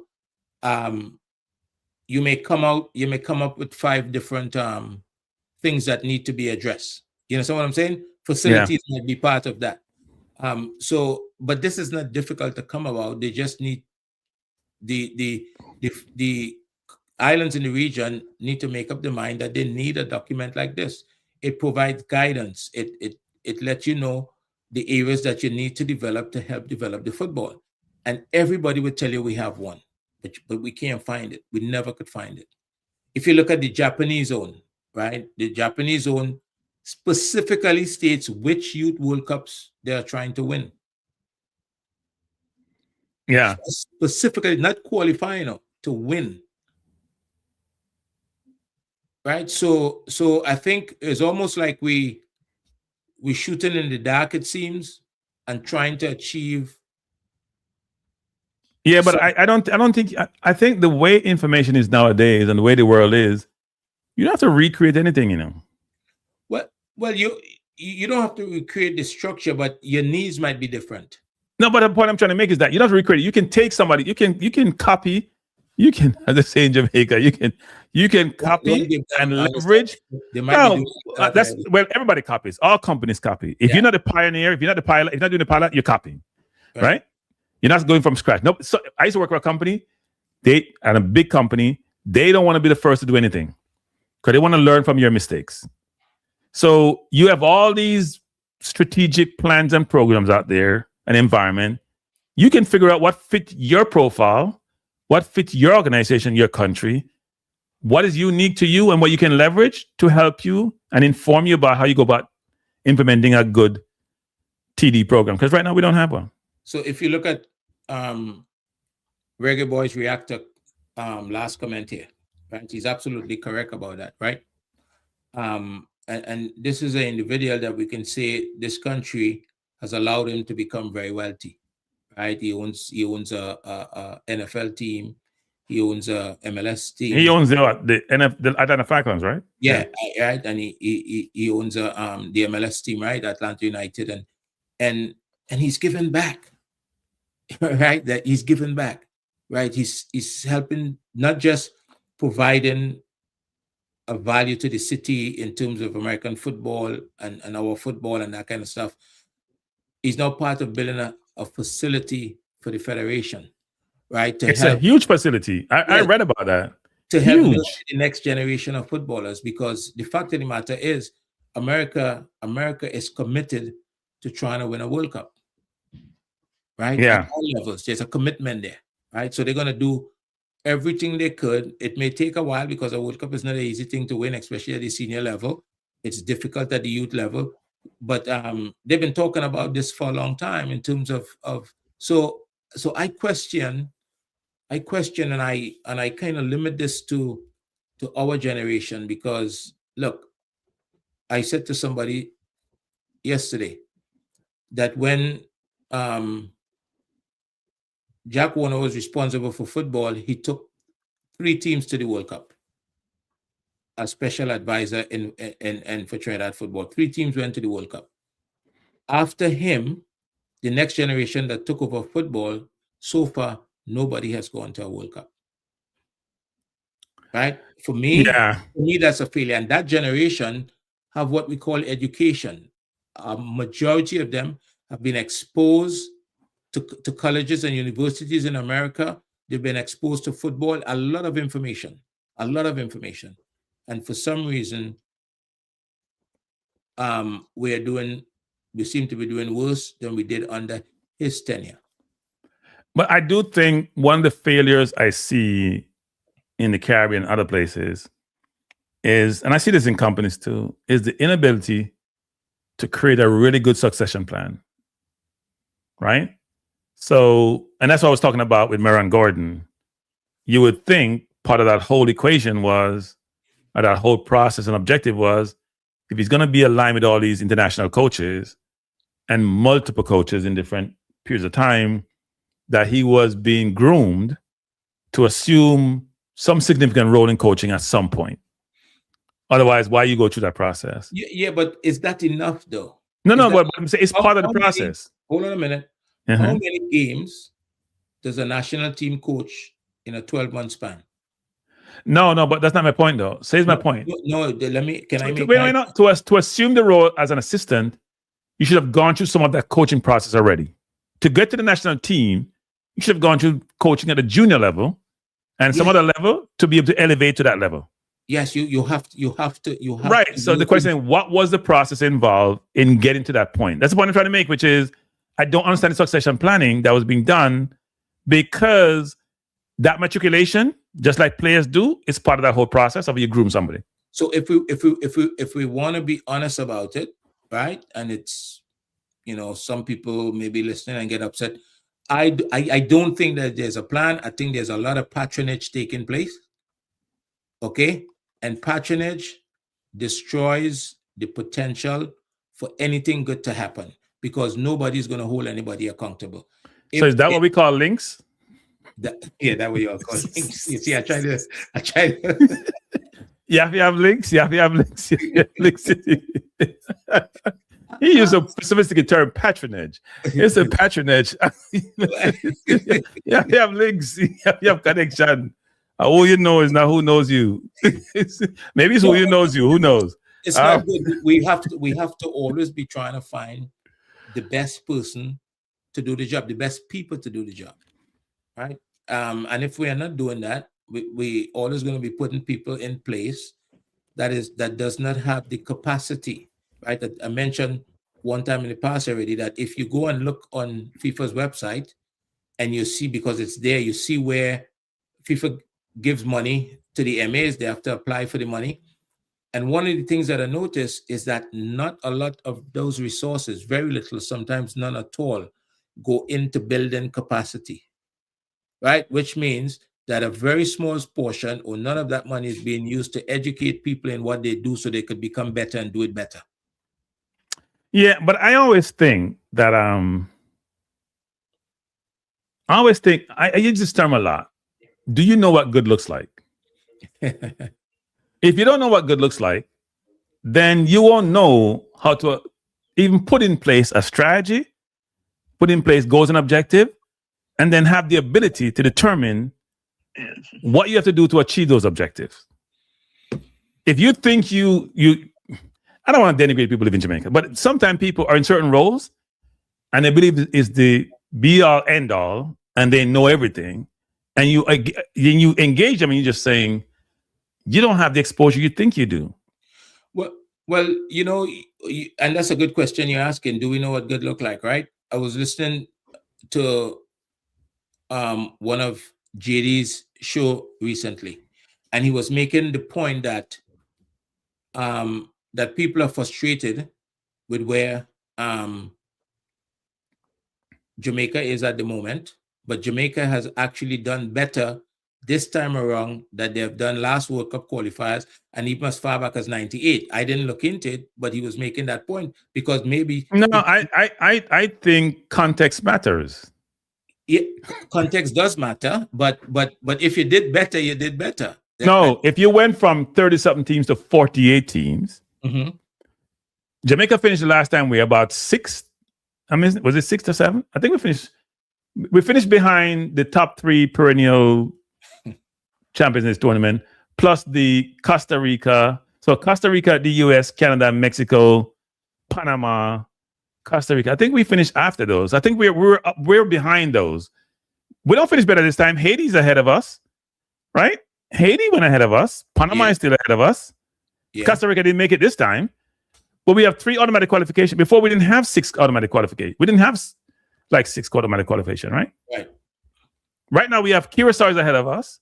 We have Haiti ahead of us. So no, we have fallen. No, I don't think we did better. But when you mention context, rightfully so, you mention in context, but there's the other side of that too, right? Everything that you said there is correct. But do we have the right people with the right mentality in place to create the environment to make qualifying for a World Cup happen? That's a huge. And my answer is going to be hell no. Right. So when you give it that context, I mean, what do we expect? Yeah, I don't think the people. So when I watch what transpires, when I see what's happening, when I see direction of travel, I walk away saying, we need new blood. We need better. I want to use the word better blood. we need more people who have certain skill sets to help with the football. And what we have currently is a closed door. So in the JFF, it's the same people being recycled. They may trickle people in here and there, but they're not material in terms of the organization. They don't have material roles. All right, so be careful now. You say you want new blood. You have a new technical director. He's a young person, right? That's I said, okay, so be very careful. Let me make this point to you. But it's happening, it seemed to be happening all throughout the Caribbean, right? They are putting younger and younger people in charge, and they don't have a choice, right? It seems as though they're being directed to do that, to put younger and younger people in charge of the football. And what happens a lot of times when you have younger and younger people, you have academics, right? You have people who haven't spent enough time. You know how life is, right? You're a different person at 20 that you are at 40. 20 years later, you'd have learned a lot more about life than some people. Well, if you don't want to involve that, that's on you. Some people just don't seem to have learned anything between those periods of time. But yeah, no, I would agree. The point I'm trying to make is this: is that it's not just new blood. I've talked about inception of this program about the quality of the new blood. You just put someone in the seat because they're young or they're new. The resume has to speak to the role. You don't hire people. Which job do you go to and someone look at your resume and say, do you meet the minimum qualification for the role? Because it's minimum qualification. So you should even get the interview. And sometimes people in the Caribbean, I hate to say, they don't meet the minimum qualification. It's a links thing. We need to get good people involved with the right mentality. We have to take control of the football. We cannot give up the 5 million or 6 million or whatever it is every cycle that FIFA provides the money for. Everybody gets that money, so there's no need to give that up. But to take control of the football, we have to be able to become self-sufficient. We have to raise revenue, right? And we have to want to do the right thing. So here's this question, which Reggae Boy has been posting throughout this whole session. What's that? We need a lot of things, but can you identify who are more qualified and want to get involved and are prevented? So, okay, so let me give you an example. Wait a minute. There are two things here. One is around, you just limit the roles to people in Jamaica. That's the first thing. That's it. And the people who are involved at a certain level, you do it. So the Constitution of the JFF says you have to live on the island for 10 years. So if you're a diaspora person, I'm not talking about just going out and get some money. If you're a diaspora person with interest, you can't get the role because you live overseas. You don't to be part of the JFF organization, you have to meet that timeline requirement. Secondly, my view was you go out and source candidate. I don't just go pick somebody. Andrew Pierce, you look good, you coach good. Let me go put in. You go ask resumes to go see it, and you see if you can afford the person you're trying to hire for the role. You go look for experience. You know what the job criteria is. You know what the salary you can afford, and you go and source the talent. You don't just go pick somebody because you know what? You used to be in a coaching school. Let me just pick you because we go in local. Can that person do the job really well? Do they have anything to demonstrate they can be effective in the role? And look, when you put a young coach in there, that effectively takes him off the field, because as a technical director, I don't think you're supposed to be coaching national teams, right? So that takes that person off the field. That person essentially becomes an administrator, right? The funniest part of this whole appointment was the funniest part I saw. So the new GenSec was talking about the role, and that they want to make sure that Andrew Pierce assumed the role, but he didn't have any conflicts. Want to make sure the conflicts. I was laughing. You're living inside those people's head. But here's the bad thing about it. The JFF shouldn't be thinking about conflicts. They are walking conflicts. They just walk and they are conflicted. Well, you're not happy they're thinking about it? They're thinking no, about it. Because they're not, but because it's form of a substance. I mean, we won't go over this whole conflict thing again, but let's just say conflict permeates the organization. So when he comes in the public domain, I heard him being interviewed and he said that. I walked away saying, why you just look next door? Look over your shoulder, GenSec. Just look over your shoulder. Because you must be confused. So you've I've got to tell you, you have created this problem, right? Because when you say things like I am, meaning you, right? Quote unquote, he says, I am hypocritical. And then you go on to say that everybody is hypocritical, right? So what happens? You hear people start saying, yes, I have a conflict and everybody have conflict. So You see what I'm saying? So I'm like your president. I'm very transparent.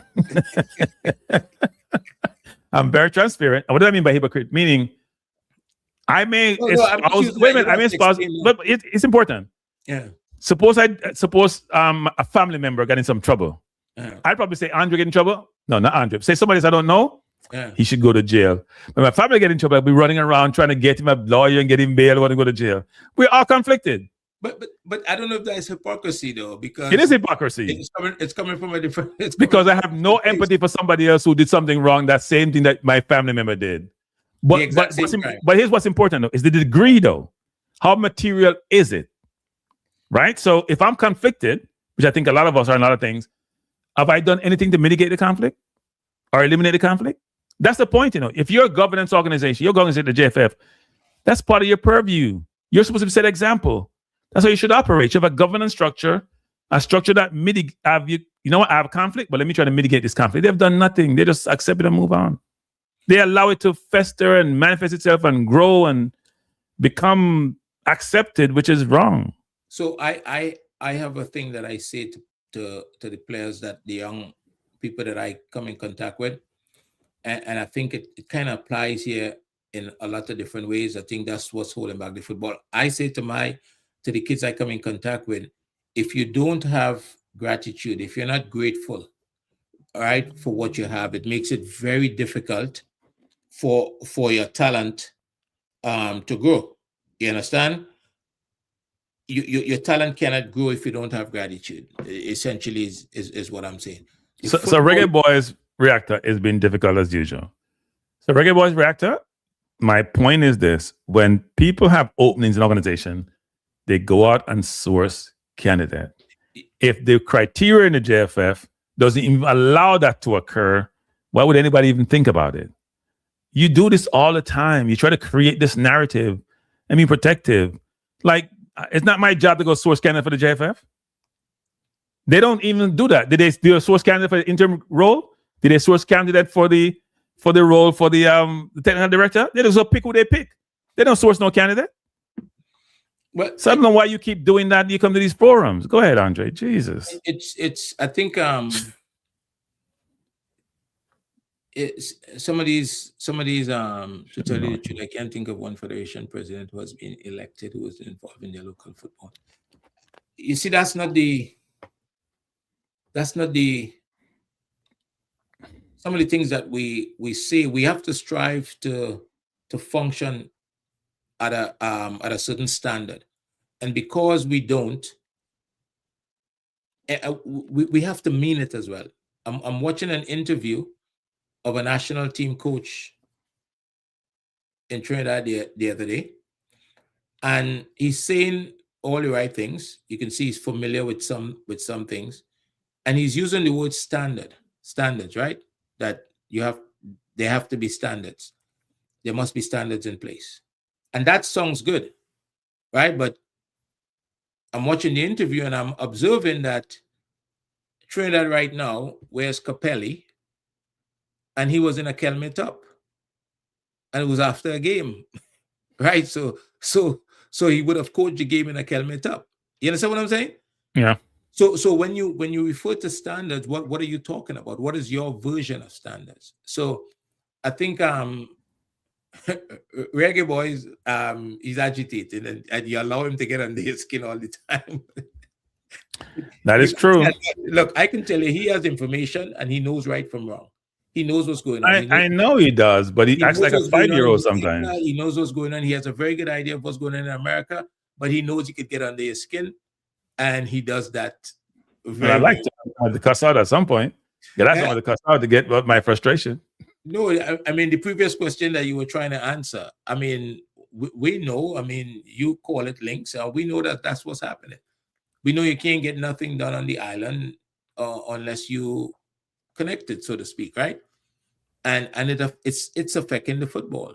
because we essentially don't always get the best people. We are in a period of time where anybody who's involved in football in the Caribbean, especially in Trinidad and especially in Jamaica, must be concerned that FIFA has just made qualifying for a World Cup so much easier. A senior World Cup, the opportunity to qualify for a youth World Cup comes every year now.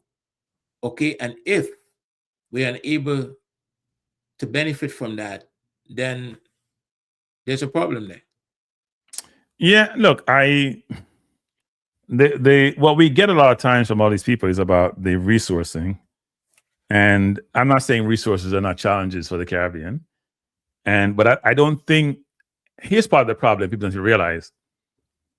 Do the people with the resources trust the people who are in positions who are running the football? Do they not only trust them from a management of the resources, but just trust them as individual to be able to put together a good program? Do they know how to go and have conversation with those individuals? Do they have links to go have those conversations? Have they had those conversations? Right? Have they got uncomfortable to go out in that environment to go source that funding? Have they got uncomfortable to do so? Do they figure out mechanisms and ways to get access to those individuals, to engage with them and provide a situation where, you know what, I can provide this to you as an association, and here's what I can do for you? Because nobody wants to do anything for free. I keep saying, and you just had it up. If you build a strategic plan in the right way, I believe, and I believe this because I've read about it, FIFA has put it out there. If you build it in the right way, the stakeholders would be part of the building of the strategic plan, and it would be easier for them to put their resources into football. I believe that. It's easier to get somebody to fund 2 years salary for a coach, or to fund the flights for a camp overseas so they can play 2 international friendlies for under 17 team preparing to go, that if they're part of that strategic planning and could see the vision. Because people want to know that their money is not being wasted. Because people work hard. Those people that you talk about just not, they work hard for their money, despite what we think. And they don't want to believe that Cranky, who is the president of football, is driving a Ferrari because they decided to support football. You understand what I'm saying? I totally agree. And if it's not done that way, it will always be difficult to get those people to be involved in football. And you're always going to get the people when something looks like it's happening, when something like we're on the verge of qualifying for a World Cup, there's people going to come with their money. We win the Caribbean Cup and we're going to play into Miami. There's people that's going to run and bring some money to the table because they want to be part of that, because they're seeing something happening. And that's evidence right there. That's evidence that's once. Yeah, I mean, I think the JFF probably had more sponsors this time around than before, because everybody want to be on the bandwagon just in case we qualify, so they can get their notoriety and their prominence, and they can get their visibility that they're looking for, and their sponsors and their products to get visible. But how do you make that sustainable, especially now, given where things are? You can't just be in a World Cup year you're doing these things. So look at the second sentence here. Jamaica cannot afford to compete with the private sector for talent. I'm not so sure what that means. I have no idea what that means either. But if the JFF should not be competing with the private sector, what do you mean? Clubs that are owned? No, I think what they're talking about is the people who may have the skill set, or the people to come and work within the environment. Yeah, that means you need to expand your pool then. Well, if we listening, what I read just now, another option might be to partner with the Ministry of Sport and/or Education to bolster human resources, particularly at regional level, and with regard to grassroots educators, coach educators, and talent scouts. Right? So you don't have to compete with them, but somebody could be a volunteer. They may work at a bank, they have a particular skill set. They could be a volunteer. That's part of the arrangement with the bank in terms of their supporting football as a stakeholder, right? But they have to be at those meetings when you talk about building a strategic plan. They have to be part of that so they could see the vision, because every time an employee of the bank spends 4 hours at the MA, right? The bank is paying for that. Yeah. I get very pessimistic when I hear certain people espouse certain views about all of this, because then you're realizing that you're going around in a circle and the cycle just continues, right? Yeah, you talk about one person tonight. You talk Well, no, about it's not just one person. I'm looking at the organization and how they operate and who sits in what seat and how the electoral process work. So I'm thinking about the parish presidents. I'm talking about the parishes. I'm thinking about when I read through the Constitution, like I read it again the other day, about who gets to vote, what delegates to the vote, how much vote you have. It's an old boys club. And you can't get it an old boy. It's an old boys club. I'm telling you, go read the Constitution. It's an old boys club. and You just got to convince a few people to be on your side, right? They figure out how to replace Kasafa, because Kasafa is not engaging with them really well. And they can get their votes. They only need 28 votes or whatever the number is. They're good. They don't have to do anything. And they still think they know what they're doing, and they don't. They don't know what good looks like.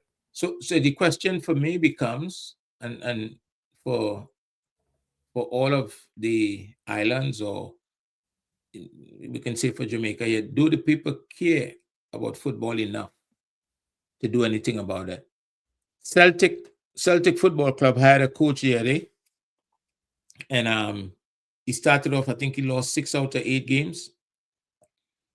And the Celtic fans, although I didn't agree with them, they didn't really give him a chance, but they realized that they believed that this is not what they wanted. And they stood up. They were outside the football club office, the administration office. They made noise. They had to say online. And I think it was unfair to the coach, but eventually the coach was replaced, right, with somebody different. Yeah, but football in Europe is different. That's life, right? Well, that's what I'm saying. The question is, it's literally life. Do we care about it enough? No, we don't. We don't. Enough. We don't. Right? Because it's and I think part of it is who plays the game. Yeah, I mean, think about it. I mean, the Super League was crushed by fans and media, mainly by fans, right? Yeah. They have that. In America, that would go ahead with no opposition. In Europe, it's a whole different ballgame. They're not having it. The fans believe they own the team, even though they wouldn't have any money in the team. They own it, and they'll make your life miserable because you're making their life miserable by not being good.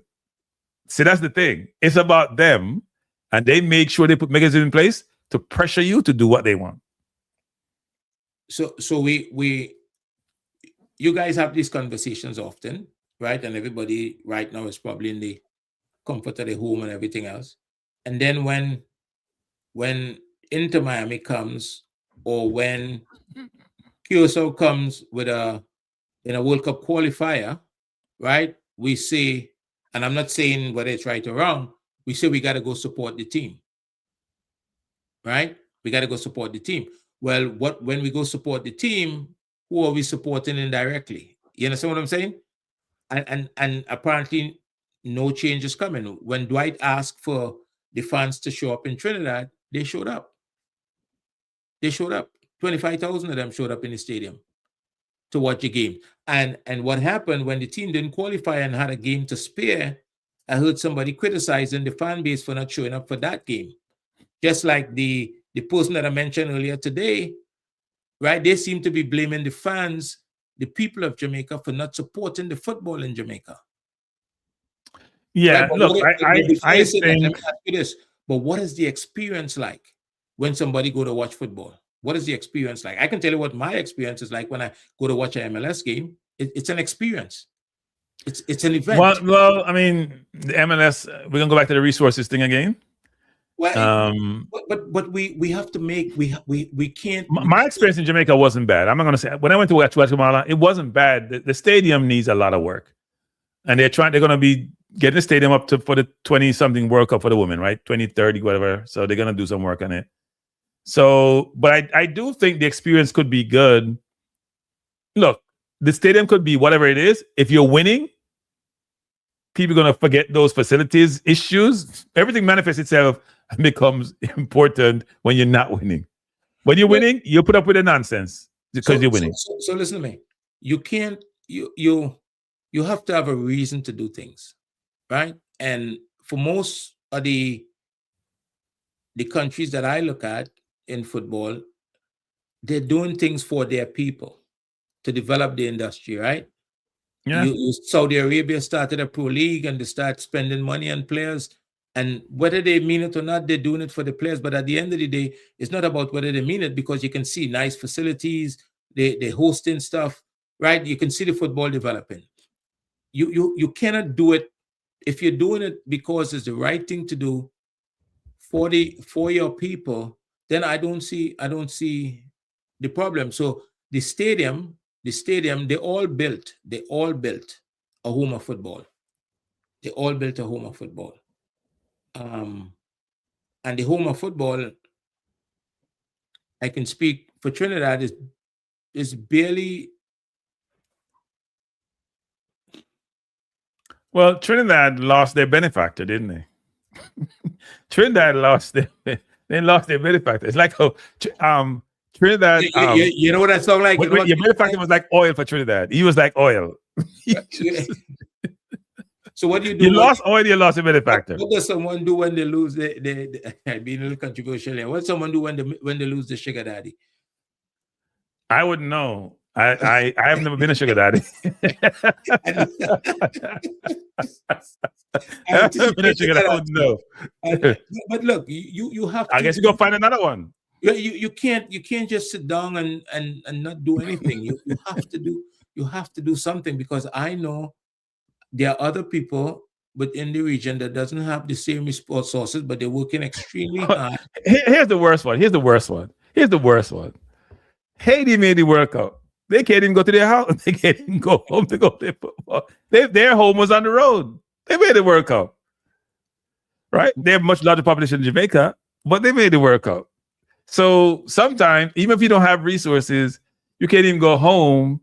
If the players are good enough sometimes and the coach is good enough sometimes, you can get there. That's not sustainable. That's the problem. That's not sustainable. It's not sustainable, but it does show some resilience, right? It does show a lot of resilience. And you have to admire that. We know it's not sustainable. They'll have to do better than that. But there are some of us, we are in a better situation.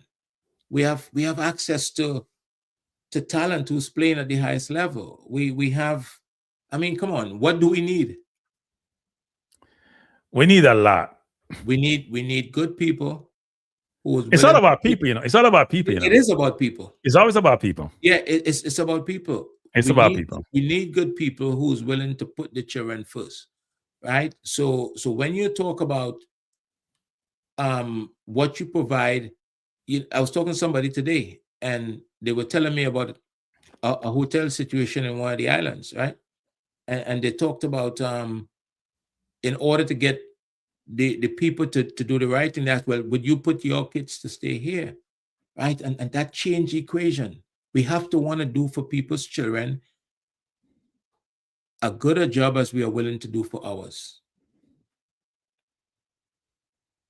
If we're not willing to do that, then we're in trouble. So Andrew has a job on his hand, and I think people need to consider whether or not he have the resources to do the job. I don't know him. But if he does not have the resources to do the job, then I don't know how things are going to change, how he's going to be able to do the job. Andrew, if you're out there and you're open to be interviewed, I don't have my access. I used to have the JFF. I would love to interview you, talk to you, Andrew, so you can talk to the people and tell us about your plan and what you're trying to achieve and how you're thinking about you're going to go about doing so. We don't have to get all the details, but we'd love to have you have a conversation in the public domain. I like the resume in some respects. I like the academic component. I don't like the lack of experience, but hey, it is what it is. He's in the role, so we got to support him because he's in the role. Right, he's a young guy with an opportunity, and you need to support him, but also understand that there's not much change that have taken place. Right, he's been surrounded with the same infrastructure. Right? Same infrastructure, same people. Because one of the things that is very important in life, people, and I always talk about this, which is in any job that you're in, especially when you're running that job, you need what I call effective challenge.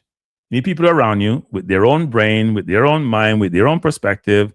We can provide ideas to you and challenge your ideas. So you know your ideas, when you put them in play, they have gone through the right level of scrutiny, and you know they can be successful. You can't just have yes people or people who are afraid to challenge you because of the role you have, or people who don't have the mindset and the perspective and the intellect provide good perspective that you can leverage, that you can assess, you can compare to your own ideas. That's very important. And my hope is that Andrew will surround himself with good people to help him be successful. We have to work extremely hard to this is why it's important. When an MA with more resources, right? They'll have the Gen Tech, the technical director, they'll have administration, they have the departments. One of the things that they have that is being suggested, how do you do this job without research? Right? These MAs without what? Research or resources? Research, right? Oh, research. Okay. Yeah, they have a department or at least an individual doing research, which is very important, as you know, in anything that you do. You work in corporate, and you don't just go buy a stock, right? You do research. You do a technical analysis, right? You try to figure out why you're gonna buy, when you're gonna buy, why. I'm sorry, I disagree with that. I listen when Trump talk at Davos, and then I figure out if you're gonna buy Greenland or not, I'm gonna buy the stock. If he's gonna take Greenland, then I short the stock. If he's not gonna buy. Why are you always trying to cause politics in football? and in this moment, some people you don't interfere with. What I need to see is Trump's agenda as the way he's gonna talk about. So I can go buy a stock because the market moves when he speaks. But go ahead. Can be facetious. So look, Flash is restating the sentiment. I believe 100% that if that shift is made, that we start to do things, we put the children at the center of everything that we do. We put the player. We start to develop individuals before we think about developing footballers, good human beings. I think that'll be a major shift. We'll get a major shift in the quality of footballers that we produce. Right, and the outcome. Yeah, look, I mean, we'll close the program down soon because I've been here almost 3 hours. I would say this, though, is that we all want Jamaica football to succeed, just like we want Trinidad football to succeed. We want the Caribbean to succeed, right? But it's important for the Caribbean to also realize that its constituent is not just people on the island, and that if the other people want to serve, they should include them or try to get them involved. Don't make your programs, the constitution, so restrictive, they're excluding a whole segment of your population, even though they reside on the island. Secondly, try to be agnostic in how you operate. What do I mean? Links can be your detriment. They can help you in certain parts of life, but if you're an organization that's going to have good governance and good process and good procedures, you need to make sure you're trying to get the best person to do the job because it makes you look good. It makes your job easier. When you just get links to do jobs and they can't do the job, it's a problem for you.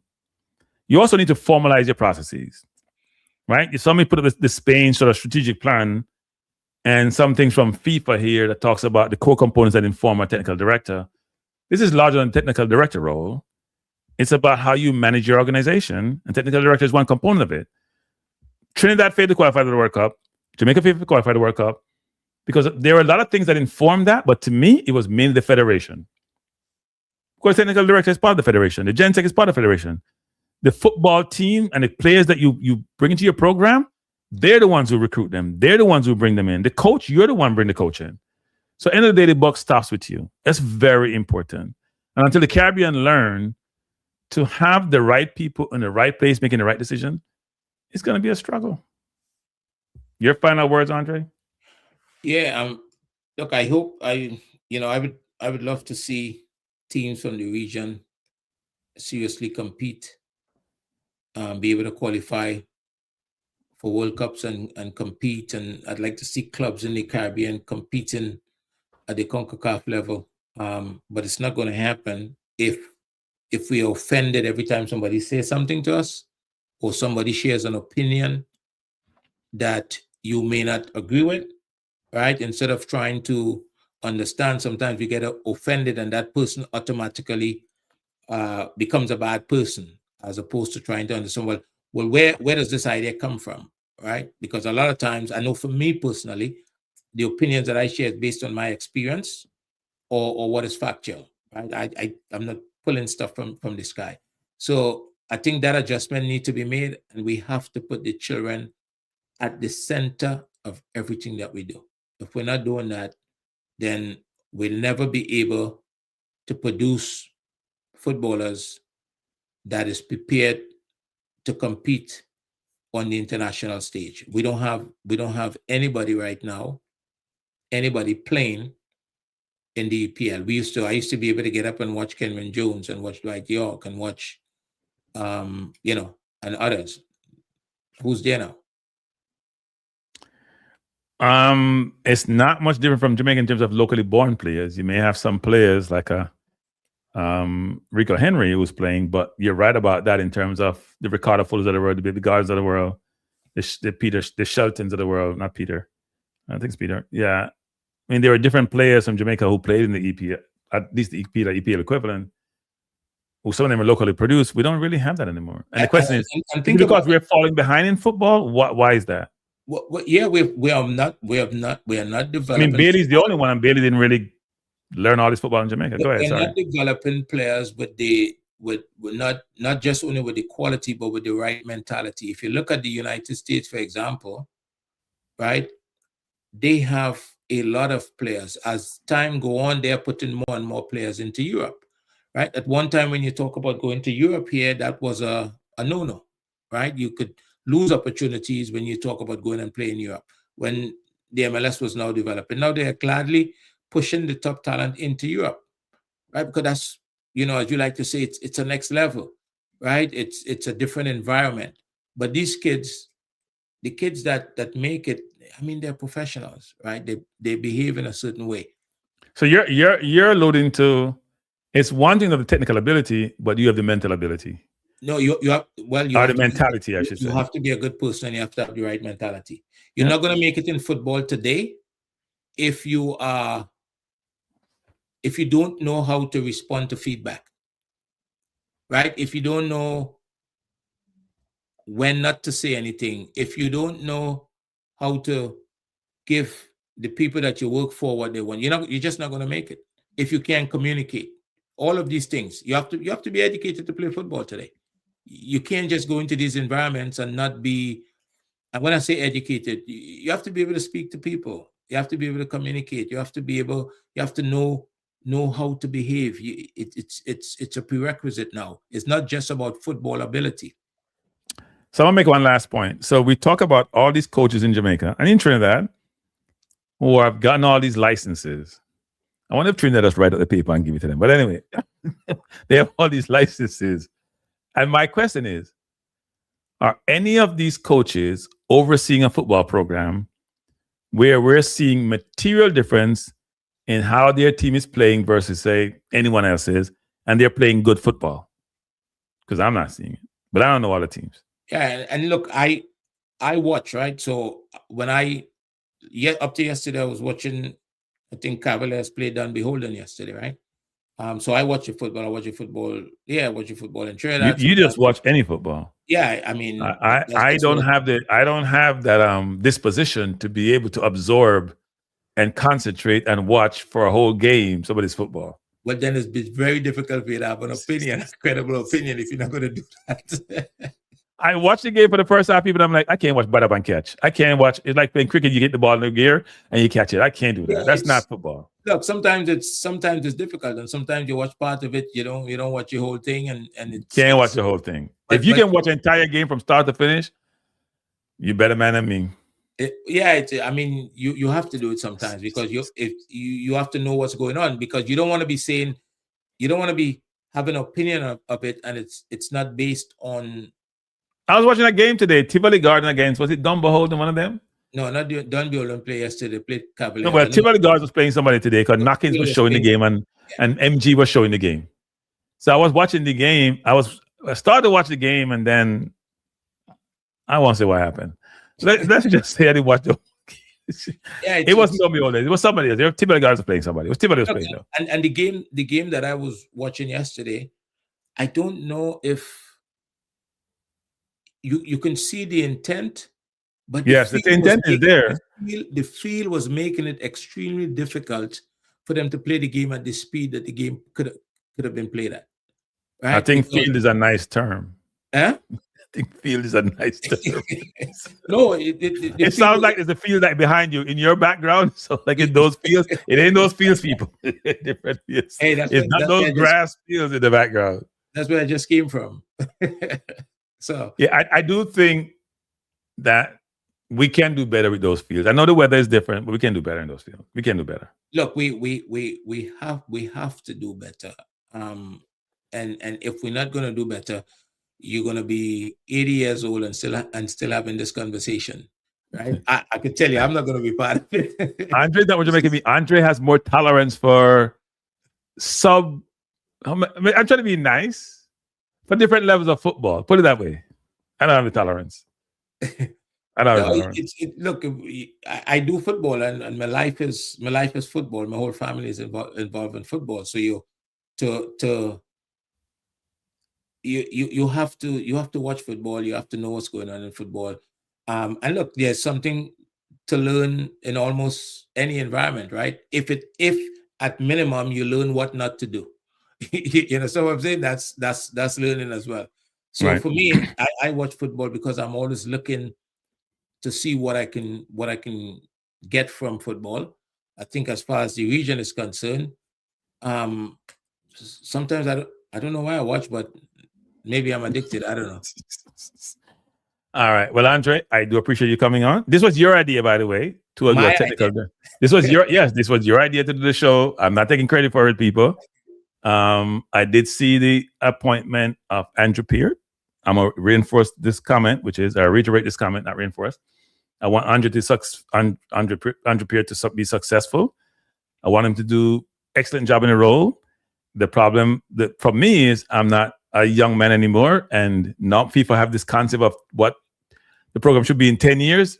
We can't wait 10 years. It's the outcome, but it's a long-term project, and they should have clear measuring criteria to judge the performance of the technical director, because it seems like JFF don't understand those things, right? They don't understand how you do the performance assessment and the criteria used for the performance and to provide feedback.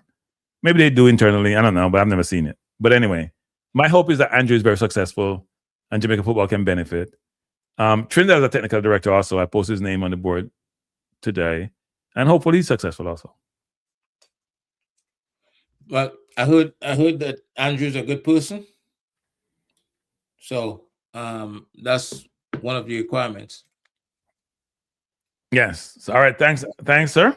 Appreciate it. Good night, everybody. Before you go, if you haven't done so, please hit the like button.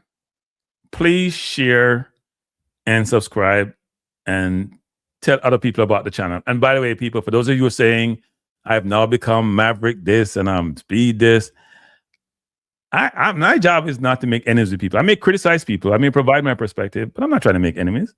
I will speak to anybody at any time in any place, no matter who they are, and no matter if our perspective and our opinions differ, because I think most of us want the same thing. We want the football to be successful. We want Jamaica to be successful. And as I mentioned today on Maverick's program, before I go to the last thing, which is none of the U.S. is put Jamaica on that 75 country restricted list. I hope Jamaica wake up and realize that it can't just rely upon a superpower for its existence. Because half your GDP comes from this superpower, and they decide to sneeze, you are in a lot of trouble. And that's what's happening now. So we export human capital, and unfortunately, that's now restricted. You have no idea of the timeline if that's going to change. You have to pivot, create industries, allow those industries to grow, be self-sufficient. China made a decision way back when. If you see where they were in the 70s to now, Singapore in the 60s to now, they wanted to be self-sufficient by 2025. They're close to it. At the same time, they're finding place to dump the products they generate. We have to figure out as a country what we want to do, how we want to do it, how we can be self-sustaining, export more, import less, educate our people, and hopefully we'll get to the right place. Have a good night. Peace out.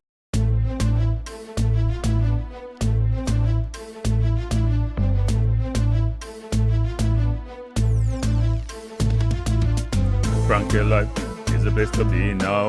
For the best sports talk and it's free, yo. Grand Killer will be your guiding light by keeping you informed both day and night. Grand Killer, kill them. Grand Killer, heed them. Grand Killer, want them. Grand Killer. From the courts to the field, we'll never lose because Cranky has the hottest news. With expert analysis, we break it down. Our in-depth coverage is best in town. Cranky Life, kill them. Cranky Life, heed them. Cranky Life, want them. Cranky Life. Cranky Life where the sports is spicy and where we keep the discussion lively. Cranky Life, get to know the name because Cranky analysis is never lame. Cranky Life, give me my Cranky Life. I want my Cranky Life. Must have my Cranky Life. Whether it's football or track and field, you know Cranky is at the wheel. So join the journey through victory and defeat and subscribe and don't miss a beat of Cranky Life. Kill them, Cranky Life. Heed them, Cranky Life. Want them, Cranky Life. If you're from England or USA, from Kingston or Bombay, from Kenya or Canada, Lagos or Havana, visit Cranky Life. Tune into Cranky Life. Like up Cranky Life. Subscribe to Cranky Life. Cranky Life coming to you on weekdays. Cranky Life sometimes on Sundays. Pull up a chair and take a seat because Cranky will always bring the heat. Cranky Life.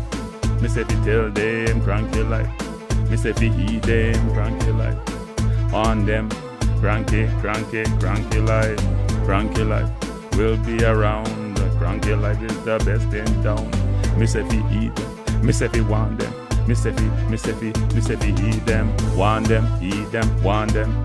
Cranky Life. Cranky Life. Heed them, want them, heed them, want them. Cranky Life. Cranky Life. Heed them, want them, heed them, want them, heed them, want them. Cranky Life. Cranky Life. Cranky. Heed them, want them, heed them, want them. Heed, want, heed them.